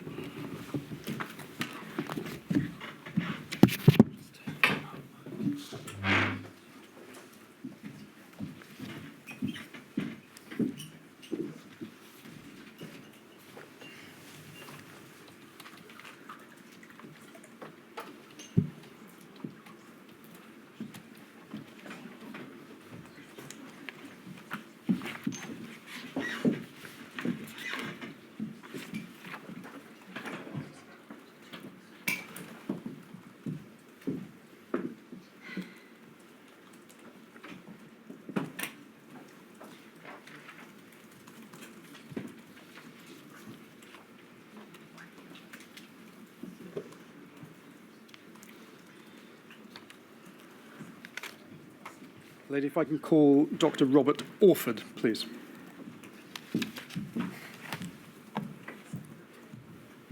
Just repeat after me. I do solemnly, sincerely and truly declare and affirm that the evidence I shall give shall be the truth, the whole truth, and nothing but the truth. Thank you. Could you start by giving us your full name, please? That's Robert Leslie Orford. Dr. Orford, thank you for coming today and giving your evidence to the inquiry. If I could just remind you to keep your voice up so we can hear you, but also so your evidence can be recorded. If I ask you a question you don't understand and would like rephrased, please do ask me. You have been good enough to provide 2 witness statements to this module. Your individual witness statement dated 19th of December of last year, we can see that displayed, and also a corporate statement on behalf of TAG and TAC, which is dated the 23rd of November, and we can also see that displayed on screen. You've signed both of those statements with a statement of truth. Can you please confirm that the contents of those statements are true to the best of your knowledge and belief? They are. I'm grateful. Dr. Orford, you are currently the Chief Scientific Advisor for Health in Wales, and you have held that post since 2017, is that right? That's correct. As regards your professional background, you hold an honours degree and PhD in molecular biology. You completed a postdoctoral fellowship with the Imperial Cancer Research Fund before working as an investigator scientist with the Medical Research Council for 5 years. For 8 years, you worked for the Health Protection Agency, which later became Public Health England, and you are a visiting professor of evidence-based health policy at the University of South Wales. Is all of that correct? That's correct. Throughout the pandemic, you were obviously Chief Scientific Advisor for Health in Wales. I understand that your roles and your responsibilities changed during the pandemic. We'll obviously be looking at how they changed in due course. But in terms of your role as the Chief Scientific Advisor for Health and your key responsibilities at the start of the pandemic, would it be right to say that you play a crucial role in advising the Welsh Government on scientific and technical matters related to health policy and healthcare delivery? That's correct. And in terms of decision-making, part of your role is to ensure that the Welsh Government decisions related to healthcare are grounded in scientific evidence and best practices. Is that right? That's correct. And as regards your role when it comes to crises management, such as pandemics or major disease outbreaks, would it be right to say that the CSAH plays a critical role in providing guidance and expertise to help manage and mitigate the impact of such crises? I think prior to the pandemic, that wasn't part of the role description, but during the pandemic, it was. And would I be right in saying that although you are a member of the Welsh Government, you describe your role as being independent in the sense that you are free to provide advice without regard to government policy or direction? Is that right? And it's partially correct in that some of my role is more policy-oriented, but the advisor part of my role, so it was more of an officer role, but part of my role, the advisor role, is exactly that. Grateful. Now, you explain in your witness statement from mid to late February 2020, your work became entirely focused on Covid-19 and the scientific response to Covid-19. Is that right? That's correct. Now, a key part of the response was the development of TAC and TAG, which the inquiry has heard quite a lot about already, and we'll come back to that in the course of your evidence in due course. In addition to establishing and developing TAG and TAC, if I can just run through a few of your other key responsibilities during the pandemic. It's right, you represented Wales at SAGE meetings and meetings of subgroups of SAGE and other important four-nation expert meetings. Is that right? That's correct. You had a significant role to play in developing scientific intelligence during the pandemic. So, for example, collating local, national and international information on the virus for use in various data dashboards and modelling forecasts. Is that right? That's correct. You chaired the COVID Intelligence Cell, CIC, and were a member of the Health Protection Advisory Group Outbreak Subgroup. Is that right? That's correct. And you also led work to prepare for and deliver the First Minister's weekly briefings. And in that capacity, I understand your job was to ensure that they were scientifically robust evidence bases for all Welsh Government decisions. Is that right? That's correct. How did your role, Dr. Orford, intersect with the Chief Medical Officer, Dr. Atherton, during the pandemic? Professor Sir Atherton and myself worked very closely together throughout the pandemic. We corresponded frequently. My role was to collate, synthesize, present understandable scientific, technical information. You say in your witness statement that you did not work closely with the Chief Scientific Advisor for Wales, Professor Halligan, certainly in respect to the pandemic response, as it was agreed that you would lead from a science perspective. Is that fair? That's correct. We understand that there were no governance arrangements in place at the start of the pandemic between the Chief Scientific Advisor and yourself. Did that present difficulties in terms of the share of responsibility between yourself and Professor Halligan at the start of the pandemic? Fairly early on in the decisions around the formation of the technical advisory cell, I'd had conversations with Professor Halligan around who was best to lead that work, and I was the best fit. We obviously kept in contact throughout the period of the pandemic, about once a month. On the 22nd of January 2020, you emailed the Senior Private Secretary to the UK Government, the Chief Scientific Advisor, Sir Patrick Vallance, asking to be included in the readout of a precautionary SAGE meeting that was held on that day, the 22nd of January. I don't need to bring up the email on screen. Did you consider it strange that you had to ask to be included in a readout from that first precautionary SAGE meeting? I believe there were two emails on that day. The second email was describing the devolved nature of health and why it was important to be a member of that group. And so did you find it strange that you had to prompt the UK government in order to receive a readout of that first precautionary SAGE meeting? Yeah, I think I found it slightly frustrating that it took time to access the group. I mean, I think I'm right in saying your first attendance at the SAGE meeting was not until the 11th of February, which was the 6th meeting of SAGE, and then that was at the invitation of the UK government. And even then you were attending as an observer, which meant that you're not able to participate in discussions. Is all of that right? That's correct, yeah. I mean, do you think you ought to have been invited to SAGE prior to the 11th of February? I think it would have been helpful, yes. And would it have also been helpful to being able to participate, so not simply attend in an observer capacity? I can't remember from memory whether I was knowingly quiet as an observer. I tend not to be, so I may well have not observed, solely observed. I mean, I did participate in those conversations, as did my colleague at the time. In terms of SAGE documents, did you have sufficient and timely access to SAGE documents? Yes. Paragraph 41 of your witness statement, you say SAGE tended to only be interested in the actions of the Welsh Government where there were differences in policy approaches, and then you give examples of the Welsh firebreak or local interventions in the autumn of 2020. And then you say, unfortunately, it appeared as though the devolved nations were a second-order priority. Can you just help us with that? What made you form that view? I think probably there's 2 points there. Firstly, the priorities of SAGE were to understand what was coming, to be able to describe the nature of the insult that was going to arrive fairly swiftly with us. But also, England is a lot bigger than Wales and the devolved governments, devolved nations. So very clearly there was a focus on challenges within England, as there's not a separate administration of England.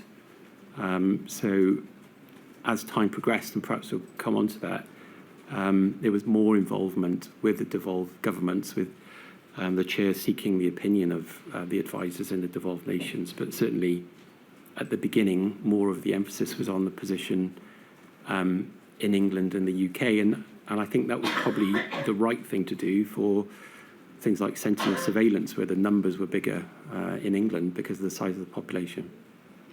So although reference has been made to SAGE being too England-centric, from what you've just said, do you not necessarily see that as too much of a criticism in the early stages of the pandemic, so February, March?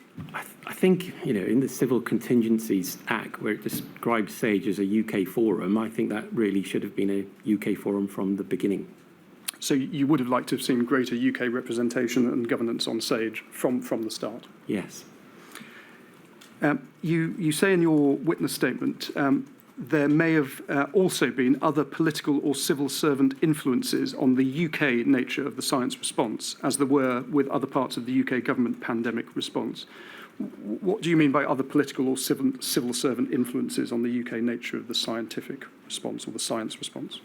So different points at the pandemic, when scientific information became available, it may have been, it may have gone through other eyes. It may have gone through civil servant or ministerial eyes before it met advisors' eyes. I hope that makes sense. So I would like to see unfiltered advice before it becomes public. I understand.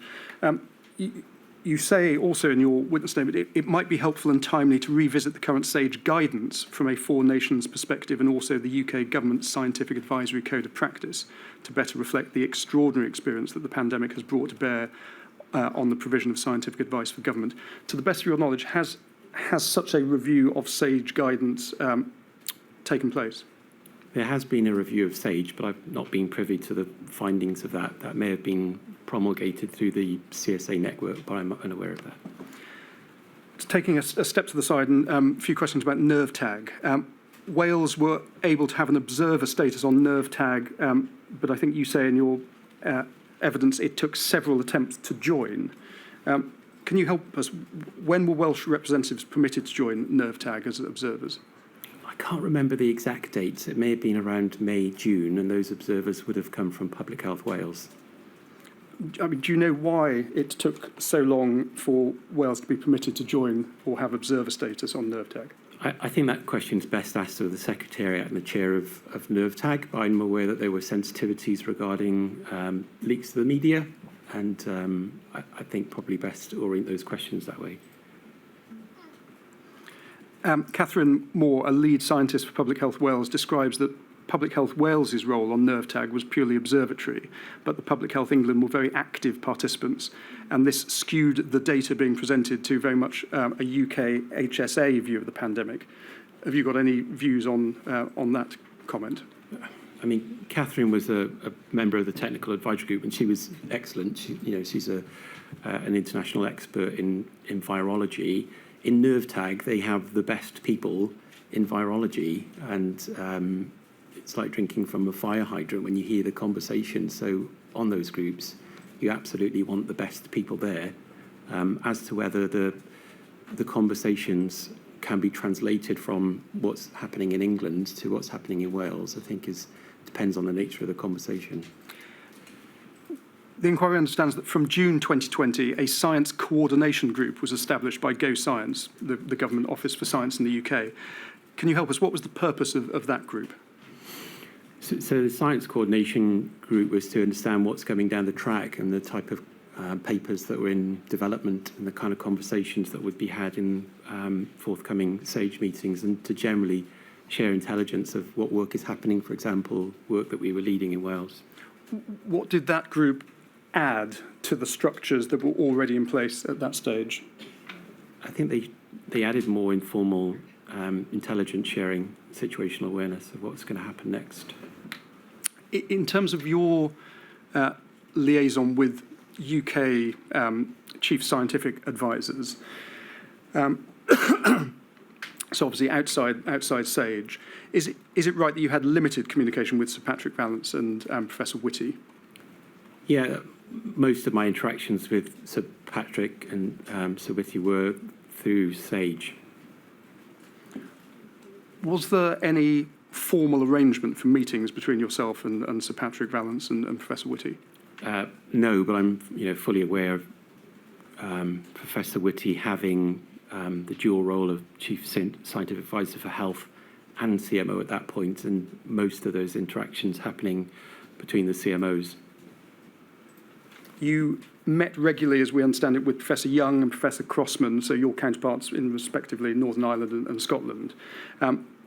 Are those the bi-monthly meetings that you mentioned in your TAC witness statement? That's correct. Were minutes taken of those meetings? I don't believe they were, unfortunately. Do you think it would have assisted to have minutes taken of those meetings? I really like to have minutes of meetings. Unfortunately, having the right staffing for secretariat support didn't always. I mean, there were very many meetings, and so to have the requisite number of administrative support people was not always possible. I would have much preferred to have minutes. Dr. Orford, if I can just ask you, you're fairly quietly spoken, so if I can just ask you to keep your voice up, please. Thank you. Now, the inquiry understands that within the UK government, there are chief scientific advisors assigned to specific government departments, and those CSAs will advise ministers and officials within their own department. I think you've described that in your witness statement as a CSA network, and you say that establishing meaningful connections between CSAs obviously should be of paramount importance. But am I right that the devolved administration governments, they're not recognised within that CSA network? They're recognised as a department, and so the CSA for government, Welsh Government, is the only member from Wales.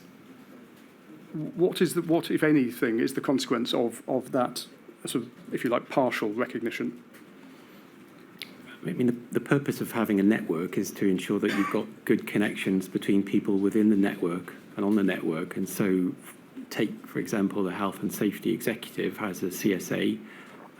Being familiar with that person and the work that they're leading is, I think, probably better directly rather than secondhand. Has communication and coordination between all the UK chief scientific advisors for health changed since the pandemic? No.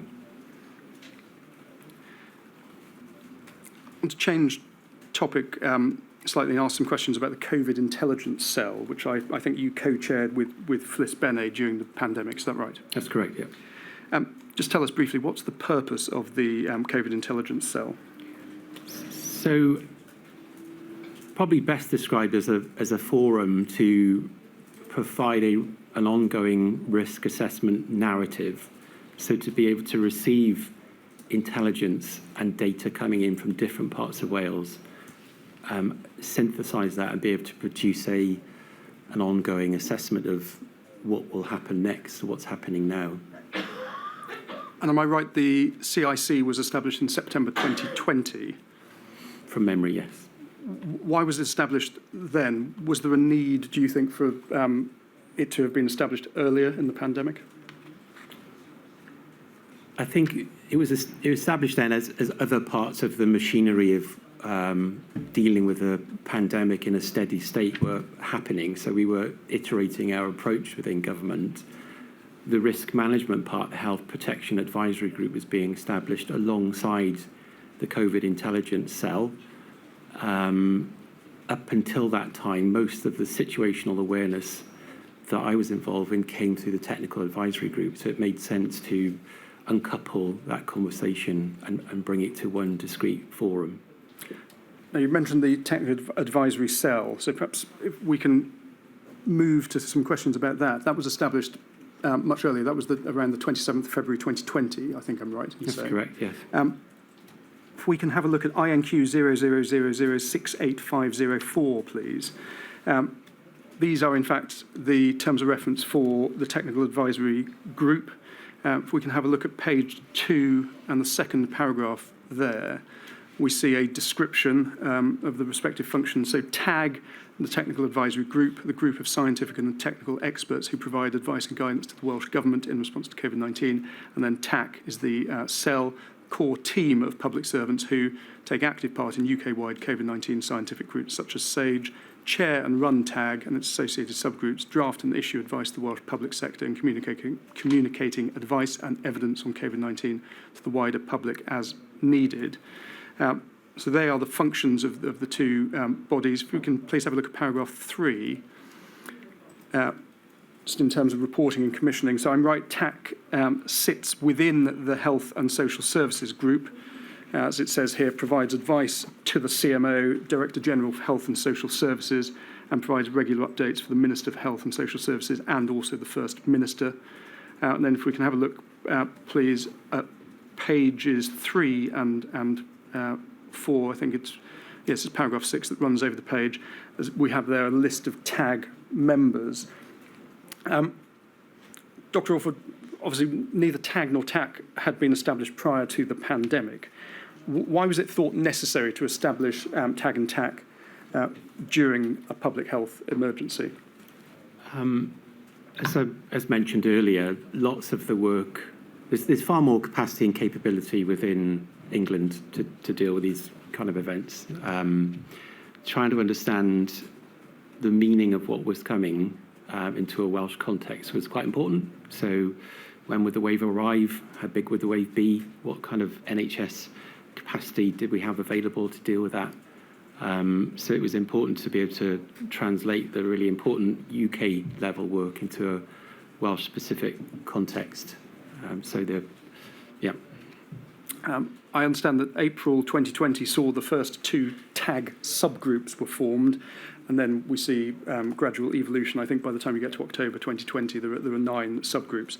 You say in your witness statement that each subgroup was limited to no more than 10 experts in a given field. You just help me with why that was and how those experts were chosen. I think probably that was an optimum level. The reason that came about, prior to my work in Welsh Government, I'd worked with Public Health England with European Commission co-funded programmes on serious cross-border threats to health on chemicals, and in that work we'd established networks of experts, and some of the work packages looked at the number of experts that you might need in a particular area to derive evidence and derive advice in a fairly swift manner to respond to emerging challenges. So, whilst the ambition was to have a set number, I think there was some degree of variation between the groups, as there was independence of the chair of the group to decide who they wanted and who they needed to help them best answer the questions that were posed of them. Did you ever find it difficult filling the capacity? There was some evidence that the inquiry heard at the end of last week that there weren't perhaps enough scientists in Wales. Was that a problem that you encountered? I'm not sure. I think different groups had different challenges. Different groups had different makeup just because of the nature of the material that they were talking about. For example, the socioeconomic harms group had more economic advisors from within government and perhaps external experts, whilst the virology and testing group had more Public Health Wales experts because of the nature of the material and where those experts sat within Wales, whether universities or the Public Health Authority. You mentioned there the economic harm subgroup. Something that you say in your witness statement is one mistake I feel SAGE made was that, unlike in TAG, economic and health economic advice did not play a significant role. You say one of the key harms arising from the pandemic was economic damage, and therefore economic evidence should have been a key consideration that was explored and shared publicly, as opposed to this being solely a consideration of the UK Treasury.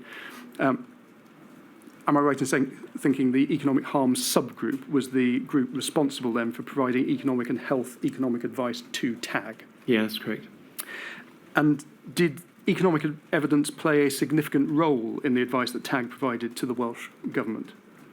It did. I mean, if you look at the advice that we shared with policy colleagues and ministers, there was always, at many times, we provided information from the socioeconomic harms group, and there were sometimes bespoke pieces of advice. For example, the social cost of a case, where we explored costs and impacts associated with the cases at different junctures of the pandemic. Papers on health inequalities were really important foundation pieces for the group as well that came from that group. The TAG Risk Communication and Behavioural Insights subgroup, we understand, held its first meeting on the 22nd of July 2020 and provided advice to the Welsh Government for the first time in October 2021. Do you know why it took so long for that subgroup to produce its first advice to the Welsh Government?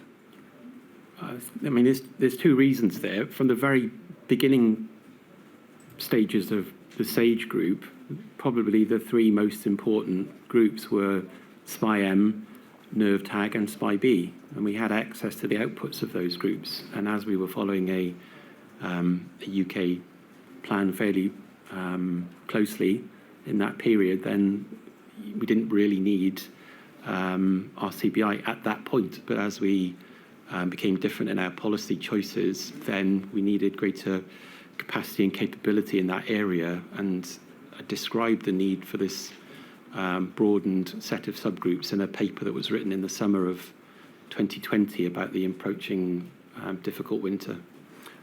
Do you consider there to have been sufficient regard or focus on behavioural science and behavioural scientific evidence in Wales, particularly during the first wave?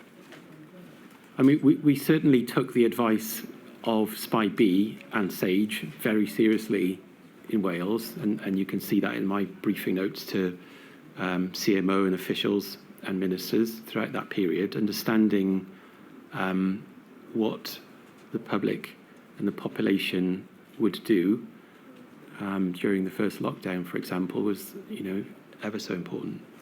The inquiry received evidence from Professor Anne John, who stated that across all the groups that she participated in during the pandemic response, including the RCBI subgroup and TAG itself. She said there was a lack of representation from ethnic minorities and from those of more deprived background. And she said, as a result, those advising policymakers had little direct understanding of experiences which may underpin behaviours and also their direct impacts. These included, for example, living in cramped conditions, being unable to order food online, not understanding perhaps the mistrust of vaccines and masks. And in her view, this lack of ethnic and also social diversity can result in inappropriate policy responses. Do you accept those criticisms? I do and I don't. I'm not sure what the Code of Practice for Scientific Advisory Committees says around this matter, which is an important matter. Part of Welsh Government is absolutely about co-production, doing things in partnership.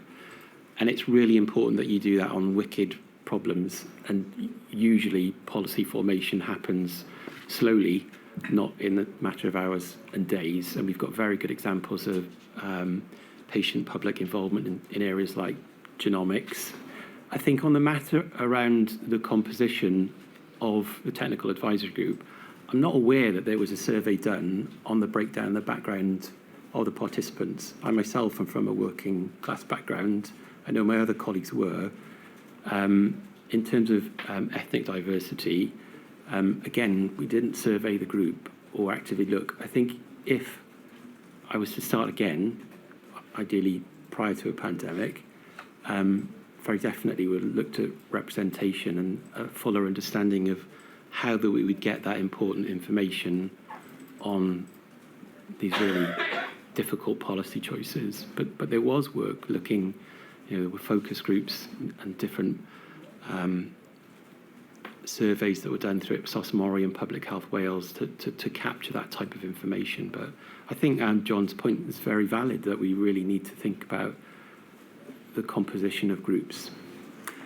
Dr. Chris Jones, who the inquiry heard from, the Deputy CMO, who's provided written evidence to the inquiry, he has expressed discomfort at the number of government officials in TAG and the lack of independence that resulted from this. So he said in his written evidence to the inquiry that each TAG meeting was chaired by Welsh Government officials, with several officials contributing actively in the advice. And in his view, that risked influencing professional and academic advice. Is that something that you recognise, or what comments do you have on that evidence? I'm not sure there was much active participation from policy observers. I actually think that's really important to have observers to be able to listen to the discourse and the debate and the weight of evidence. So I'm an advocate for non-scientists to be part of the conversations, however, not to be able to restrict the conversation with policy. Again, the inquiry heard from Professor Grafner last week, and he and members of the Swansea modelling team were working voluntarily for a large part of the pandemic, as were a number of other members of TAG and TAC. So having to juggle that work alongside their professional commitments. Were you concerned at the time about the pressure that may place on them, but also how it might negatively impact on the quality or the timeliness of their work product? Can I start by saying how grateful I am for Professor Grafner's work and all of the academic contributors to Technical Advisory Group, and there were over 200 who gave their time freely. In our lessons learned, we've identified this as an area that would require improvement, so we can reimburse people for their time. We were able to write ref letters to say that their research was contributing to policy and actions within Wales, which was important. But on the matter that Professor Grafner raises around policy, we didn't have a call-off contract in place that we could easily fund universities, and I think procurement was difficult. We didn't have the staff to be able to put business justification cases in at that time, so that would be something I'd like to see addressed in the future. If I can just now identify some documents, some TAG and TAC documents with you. As I understand it, there were some 3 regular briefing documents that went to the Welsh Government. So I just want to identify what those are and ask you to perhaps briefly explain each of them. The first is a document called a TAC Summary of Advice. So we've got an example up on screen. It's INQ 0000666418. You see the first page of it there. And perhaps we can just go over to the second page. This, as I understand it, is the tax summary advice actually from the 5th of May 2020, but we're not, for present purposes, concerned with the contents. Just want to know, what was the purpose of these advice summaries?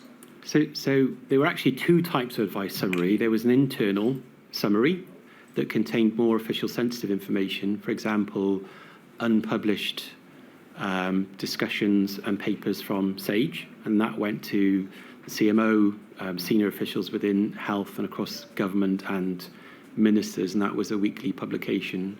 It was a bit of a misnomer to say that it was a brief, that these would sometimes run to 50 or 90 pages long.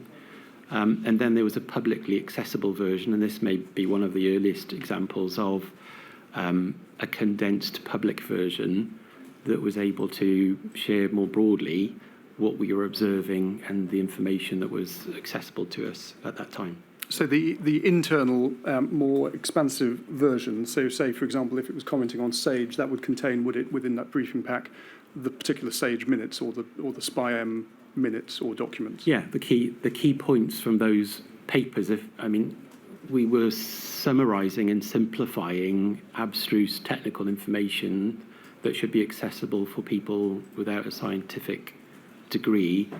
The first update to CMO, in my first SAGE meeting, this was really a continuation and an evolution of that update. So I think there were 131 of them in the course of the pandemic. The second document was the Covid-19 Wales situational report. We've got an example of that on the screen. What was the purpose of these situational reports? So this, again, evolved over time, where the TAC summary had more situational assessment information from a range of indicators.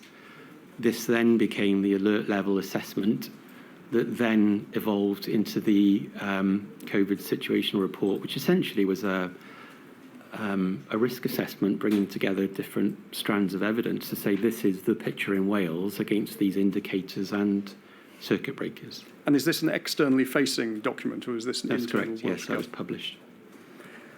If we can then identify perhaps the third document, the TAG contribution for 21-day review of measures. So we've got this at INQ 0000488838.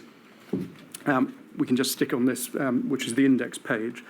What was the purpose of this document? So this was the formal commissioning and questioning from policy colleagues involved in the national protections and policies that would then supplement and support ministerial advice and CMO's advice at that period.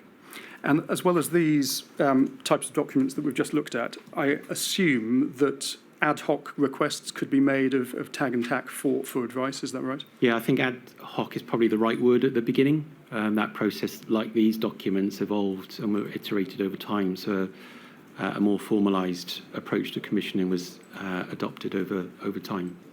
And perhaps you could just describe for me the relationship between TAG and TAC and the CMO. Was TAG and TAC independent of the CMO and his office? At the beginning, CMO had primacy as the lead official, and so everything was routed through CMO. But conversations with my co-chair and myself, we thought there was a need to be able to report to the Director General of Health and Social Care in case our advice conflicted with the CMO, which it didn't actually in that period. It was more detailed, but it didn't conflict. I mean, do you think the difference between advice coming from TAG and TAC and advice coming from the CMO would have been understood by Welsh Government and Welsh Government ministers? Do I think that the advice was understood? the difference between, so say if they received advice from TAG and TAC and they received advice from the CMO, would they think that this is of a piece, or would they think that these are different? Well, I mean, we met with ministers really frequently, and so Frank and I, and Fliss Benet, you know, they knew that the advice was coming from ourselves in TAC and TAG or CMO. So, yeah. Now, I understand that TAC has been stood down and TAG has been repurposed. Is that right? I wouldn't. Well, the emergency response has obviously been rescinded, but the capacity and capability to respond is now within the Science Evidence Advice Division. TAG is still extant, although not currently sitting. It is capable of being stood up in the event of a future pandemic? In short order, yes. Dr. Orford, I want to ask you some questions next about your initial understanding in January to March 2020. You say in your witness statement that you didn't send any papers related to COVID to the First Minister in January 2020 because that was not within your roles or responsibilities during this period. As far as you're aware, did the First Minister have access to SAGE papers in January 2020? Oh, I don't know. You'd have to ask the First Minister. Now, Mr Drakeford said in his written evidence to the inquiry that it was the 24th of January when Dr Atherton advised him that there was a significant risk that the virus would arrive in Wales. Did you share the CMO's view? At that point, at that juncture, I wasn't involved in health protection matters. My work was more facing the NHS. If we move then into February, 25th of February, you sent an email to Dr Atherton in which you said, and we don't need to get the email up on the screen, you said, based on current models, demand will significantly outstrip NHS bed capacity for about 8 weeks during epidemic peak. Would it be right to say in late February, this is an email on the 25th of February, that you were concerned about the capacity in the health service in Wales, how it would respond to a high consequence infectious disease? Yes. Do you consider that Dr Atherton and the Welsh Government decision makers took sufficient heed of warnings, such as the warning contained in your email of the 25th of February? I mean, at the time, I didn't have access, I wasn't exposed to the cabinet level or executive group conversations, so it's very difficult for me to comment from my view at the time.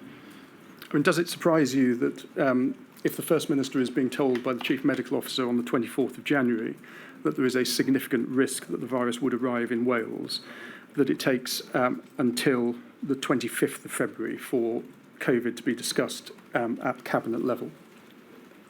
Again, I wasn't privy to agenda setting with cabinet or those conversations.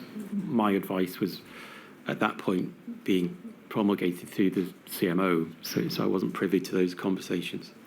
On the 27th of February, you sent an email to Dr Atherton. If we could please display this, it's INQ 0000870032. This is an email sent, as I say, on the 27th of February. If we can have a look at the fourth paragraph, please, of your email.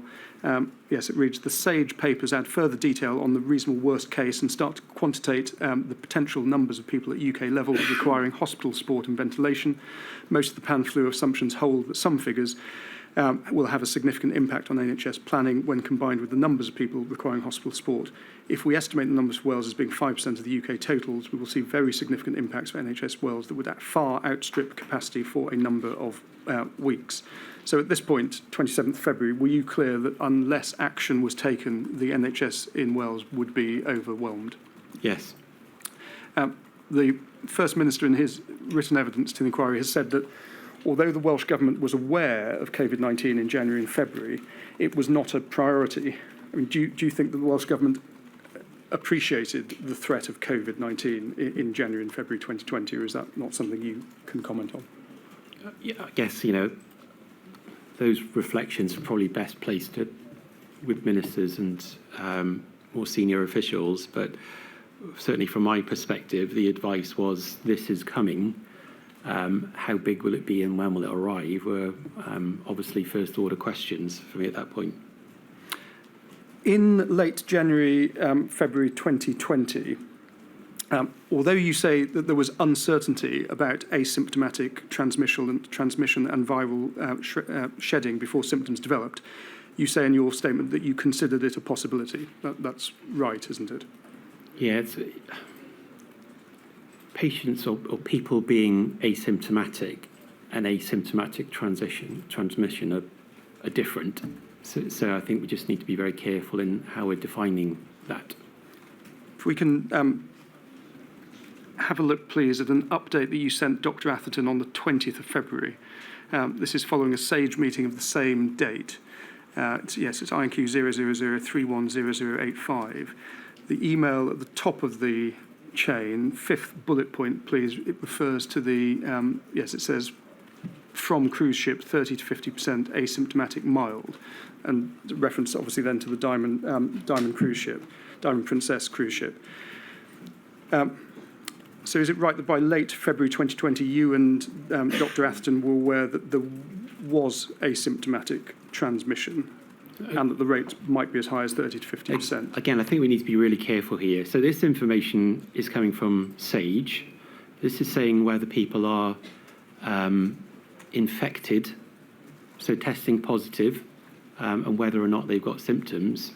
And at that point, we didn't know whether people who were infected with no symptoms or pre-symptoms or pausi-symptomatic in that they had mild symptoms were able to transmit. So that wasn't until a lot later that there was sufficient evidence to say asymptomatic people could transmit, because certainly that was different from SARS-CoV-1. In your update to Dr. Atherton of the 20th of February, if we can perhaps have this on display, 000310085. It's the same document. Seventh bullet point, though, now. You state that there was a 75 to 80% likelihood that the virus is already in circulation. In your view, what were the implications of this regarding next steps to be taken by the Welsh Government in response to Covid-19? So again, this is information flowing from SAGE.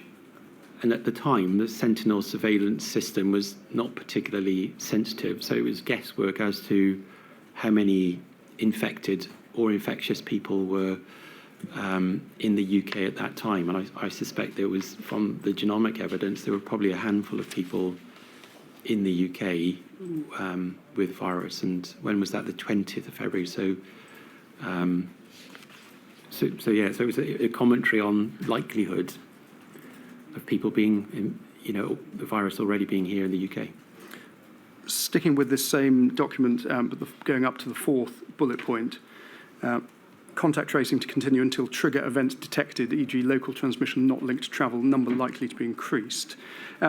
Were you confident in the contact tracing arrangements that were established in Wales at this time? So we had very few molecular tests to be able to detect people carrying the virus at that time. So, to have the sufficient numbers of contact tracers available, I think would have been difficult.